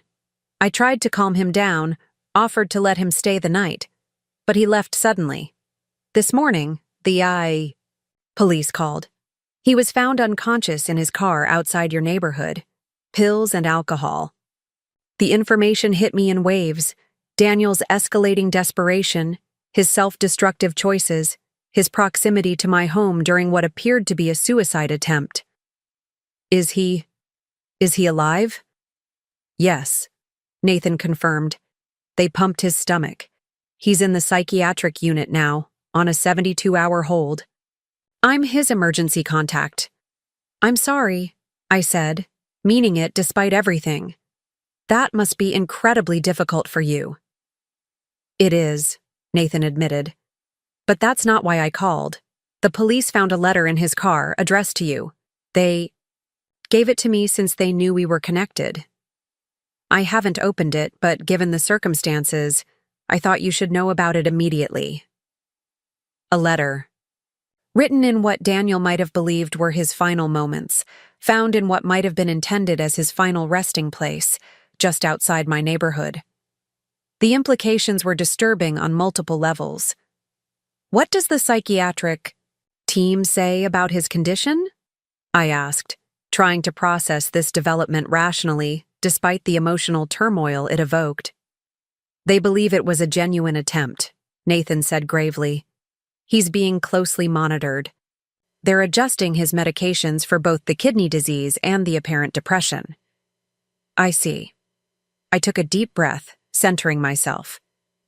I appreciate you letting me know, Nathan. And I'm truly sorry about what you're going through with him. There's one more thing, Nathan added hesitantly. He's been asking for you. The doctors say it's up to you whether to visit or not, but they think it might help his mental state to resolve whatever issues are driving this behavior. The request landed heavily. Visit Daniel in the psychiatric unit? Engage directly with the man who had abandoned me during my own health crisis, who had been harassing me about the insurance policy, who had apparently attempted suicide in proximity to my home. The idea seemed absurd, a complete violation of the boundaries I had worked so hard to establish. And yet, the Daniel lying in that hospital bed was not simply my ex-husband, the man who had betrayed me. He was also a human being in profound crisis, suffering from both physical illness and mental distress. Could I simply turn away, knowing that my presence might contribute to his recovery? Was that the person I wanted to be? Someone who prioritized boundaries over compassion, self-protection over basic humanity? I need to think about it, I told Nathan. This is a lot to process. Of course, he said. Take whatever time you need. He'll be in the hospital for at least 3 days. Regardless. After hanging up, I stood motionless in the dappled forest light, trying to absorb the enormity of what Nathan had shared. When James approached, concern evident in his expression, I realized I must have been standing there longer than I intended. Everything okay? He asked gently. No, I admitted. Not even remotely, but it's not an immediate emergency. I hesitated, then decided honesty was necessary. It's about Daniel. There's been a situation. He's in the hospital after what appears to be a suicide attempt. James's expression shifted from concern to alarm. Rebecca, I'm so sorry. That's terrible news, regardless of your history. Yes, I agreed. It is terrible. And complicated, given that it seems at least partly related to his fixation on my insurance policy. We walked back to our vehicles in subdued silence, the peaceful mood of our afternoon irrevocably altered by Nathan's call. At my car, James asked carefully, "Is there anything I can do? Anything you need?" I considered the question, appreciating his willingness to support without assuming what that support should look like. Not right now, I said. I need time to think, to figure out how to respond to this situation. Of course. He hesitated, then added, "Whatever you decide, whatever feels right to you in this moment, I support it. There's no guidebook for navigating something like this." His words stayed with me as I drove home, as I settled onto my porch swing with a cup of tea, as I watched the summer evening deepen toward twilight. There was indeed no guidebook for this situation, no clear moral pathway through the thicket of complicated emotions and ethical considerations. I called Olivia that evening, needing the perspective of someone who knew both Daniel and me, who understood the full context of our relationship and its dissolution. She listened without interruption as I detailed Nathan's call and the decision I now faced. "What do you think I should do?" I asked when I had finished. "Visit him or maintain my distance?" Olivia was quiet for a long moment before responding. "This isn't about should, Beck. There's no right answer here. No perfect solution that balances compassion with self-protection. It's about what you can live with, what aligns with your own values and healing process."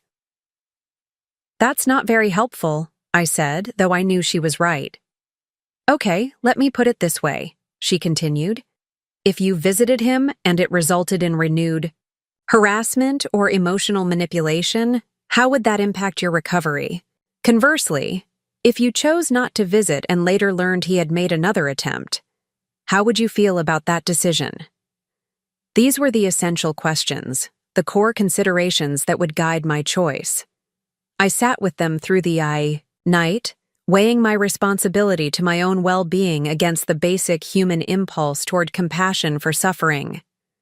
By morning, I had reached a decision. I would visit Daniel once, accompanied by Nathan, with clear boundaries and expectations established beforehand. I would listen to whatever he needed to say without accepting responsibility for his choices. I would express basic human care without reopening the door to a relationship that had proven destructive to my own health and happiness. I called Nathan and outlined my conditions: a single visit, his presence throughout, a maximum duration of 30 minutes, and no discussion of the insurance policy or financial matters. If Daniel violated these boundaries, I would leave immediately. Nathan agreed readily, expressing gratitude for my willingness to visit at all. The psychiatric unit was on the top floor of the hospital where I had received my cancer treatment, a coincidence that felt significant somehow, as if the building itself contained the full circle of our relationship, from commitment to betrayal to this final, complex interaction. Nathan met me in the lobby, his face drawn with worry and fatigue.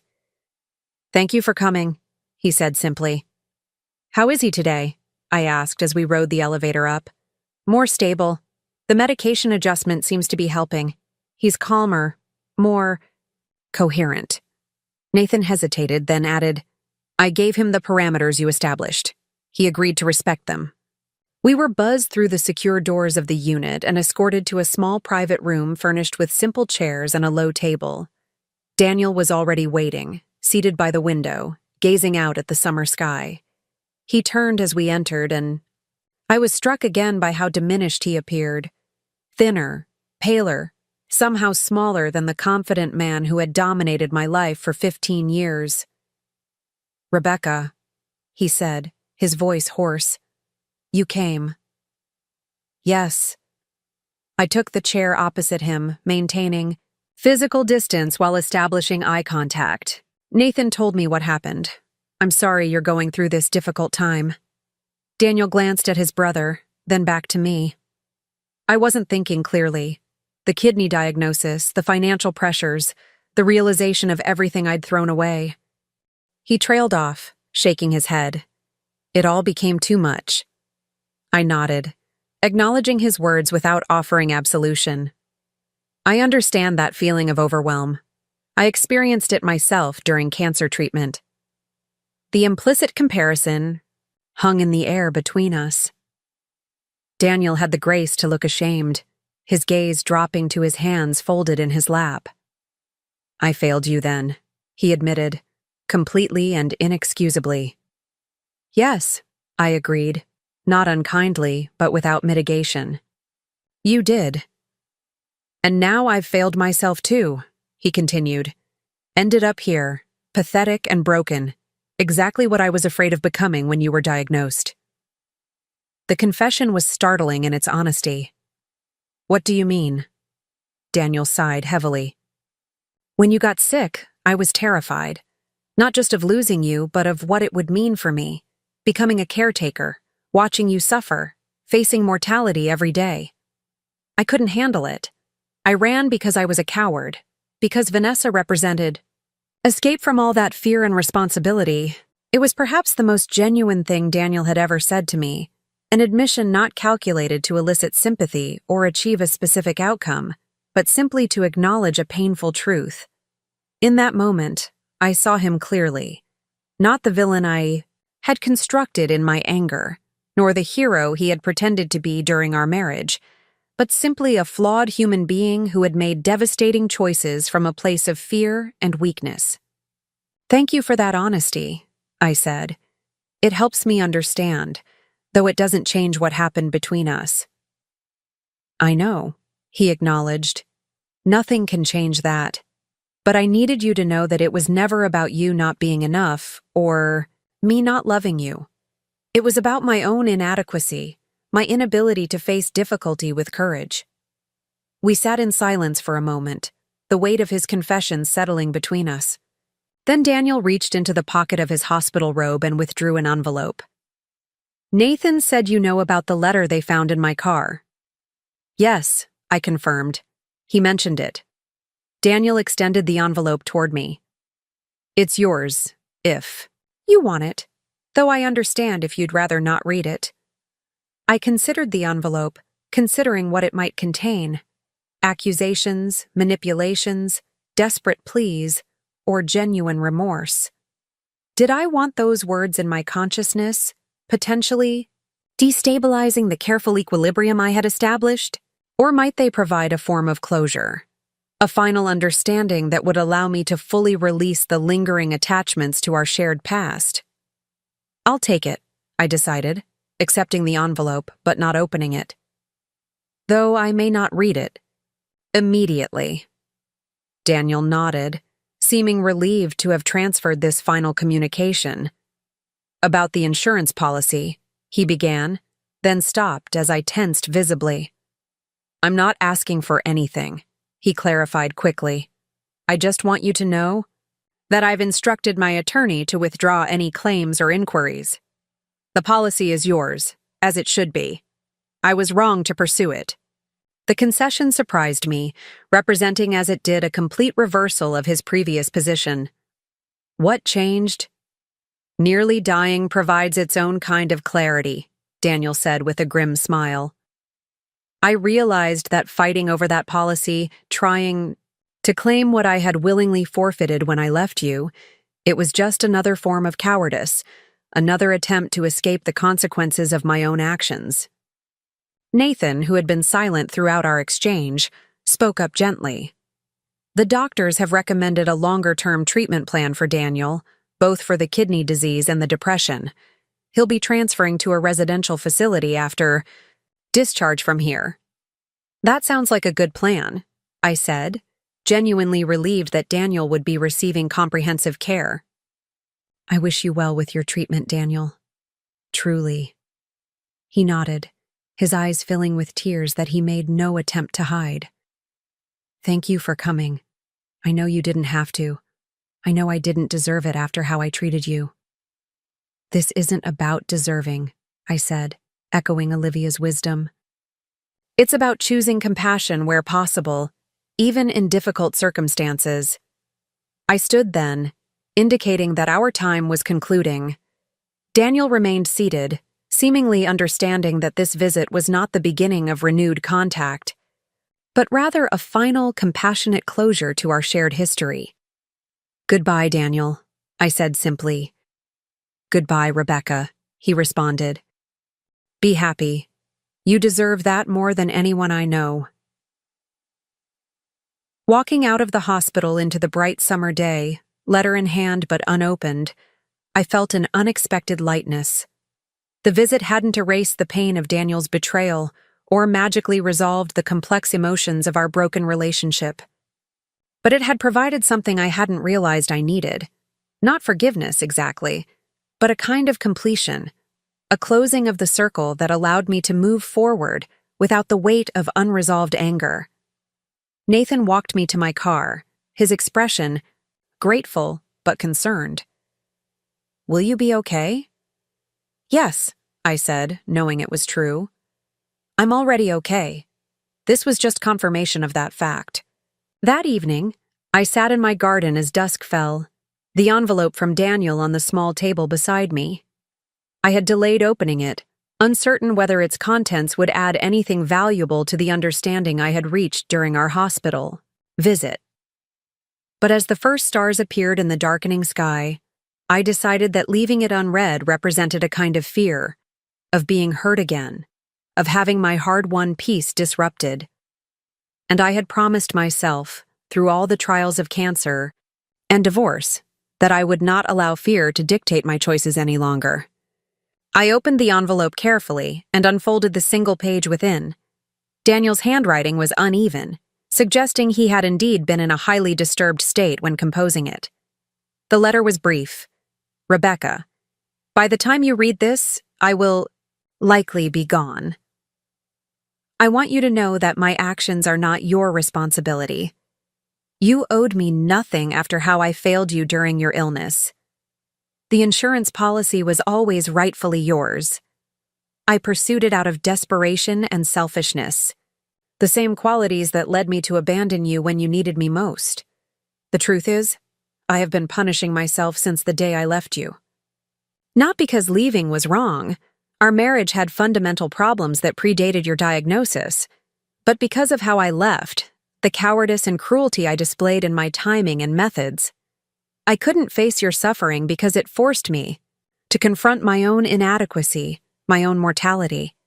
My kidney diagnosis brought everything full circle. Suddenly, I was the vulnerable one, the one facing an uncertain medical future. And unlike you, I had no one standing beside me. No one offering the unwavering support that you deserved but didn't receive from me. This is not a bid for your pity or forgiveness. It is simply the truth, offered too late, but with complete sincerity. You were always the stronger one, the more authentic soul. I hope you find happiness equal to your courage. Daniel. I folded the letter and returned it to its envelope, not angry or upset, but thoughtful. There was a symmetry to our stories that I hadn't fully appreciated before, both of us facing life-threatening illness, both of us confronting mortality and vulnerability, but with profoundly different resources and responses. I had faced cancer with resilience and support, emerging stronger despite Daniel's abandonment.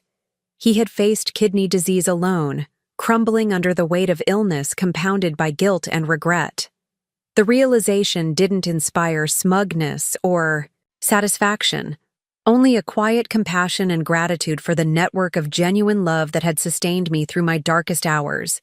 My mother's unwavering presence, Olivia's practical support, the cancer castaways' shared understanding, and new connections like James, whose respect for my autonomy created space for authentic connection. I picked up my phone and texted James. Decision made. Visit completed. I'm at peace with it. Thank you for understanding yesterday. His response came quickly. I'm glad. Your compassion is one of your many strengths. Still on for dinner Friday? Absolutely, I replied, smiling at the simple pleasure of making plans, of looking forward rather than backward. The insurance policy that had become such a focal point of conflict would remain unchanged, my mother still the primary beneficiary. But its significance had diminished dramatically. It was no longer a symbol of betrayal or protection, just a practical financial instrument that would hopefully remain untapped for many years to come. As darkness settled completely over my garden, I thought about the long journey from diagnosis to this moment of genuine peace. Cancer had taken much. From me, my breast, my energy, my marriage, my illusions about love and loyalty. But it had given me something precious in return. The absolute certainty that I could face the worst life might offer and emerge not just surviving, but truly living, on my own terms, surrounded by authentic love and new possibilities. I carried the letter inside and placed it in a drawer with other mementos of my past life, not displayed or dwelling in, but preserved as part of the complete story that had shaped me. Then I opened my laptop and began working on materials for the peer mentoring program, eager to transform my hard-won wisdom into support for others beginning their own cancer journeys. The future stretched before me, uncertain as it is for everyone, but rich with potential and no longer shadowed by fear. Whatever came next, continued health or new challenges, professional success or setbacks, relationship with James or independence, I would face it with the strength and clarity that had emerged from the crucible of the past year. The life insurance beneficiary had been changed, yes. But more importantly, I had been changed. Not broken, but transformed. My fractures mended with gold like the kintsugi pottery that had so moved me in the forest exhibition. Up next, you've got 2 more standout stories right on your screen. If this one hit the mark, you won't want to pass these up. Just click and check them out.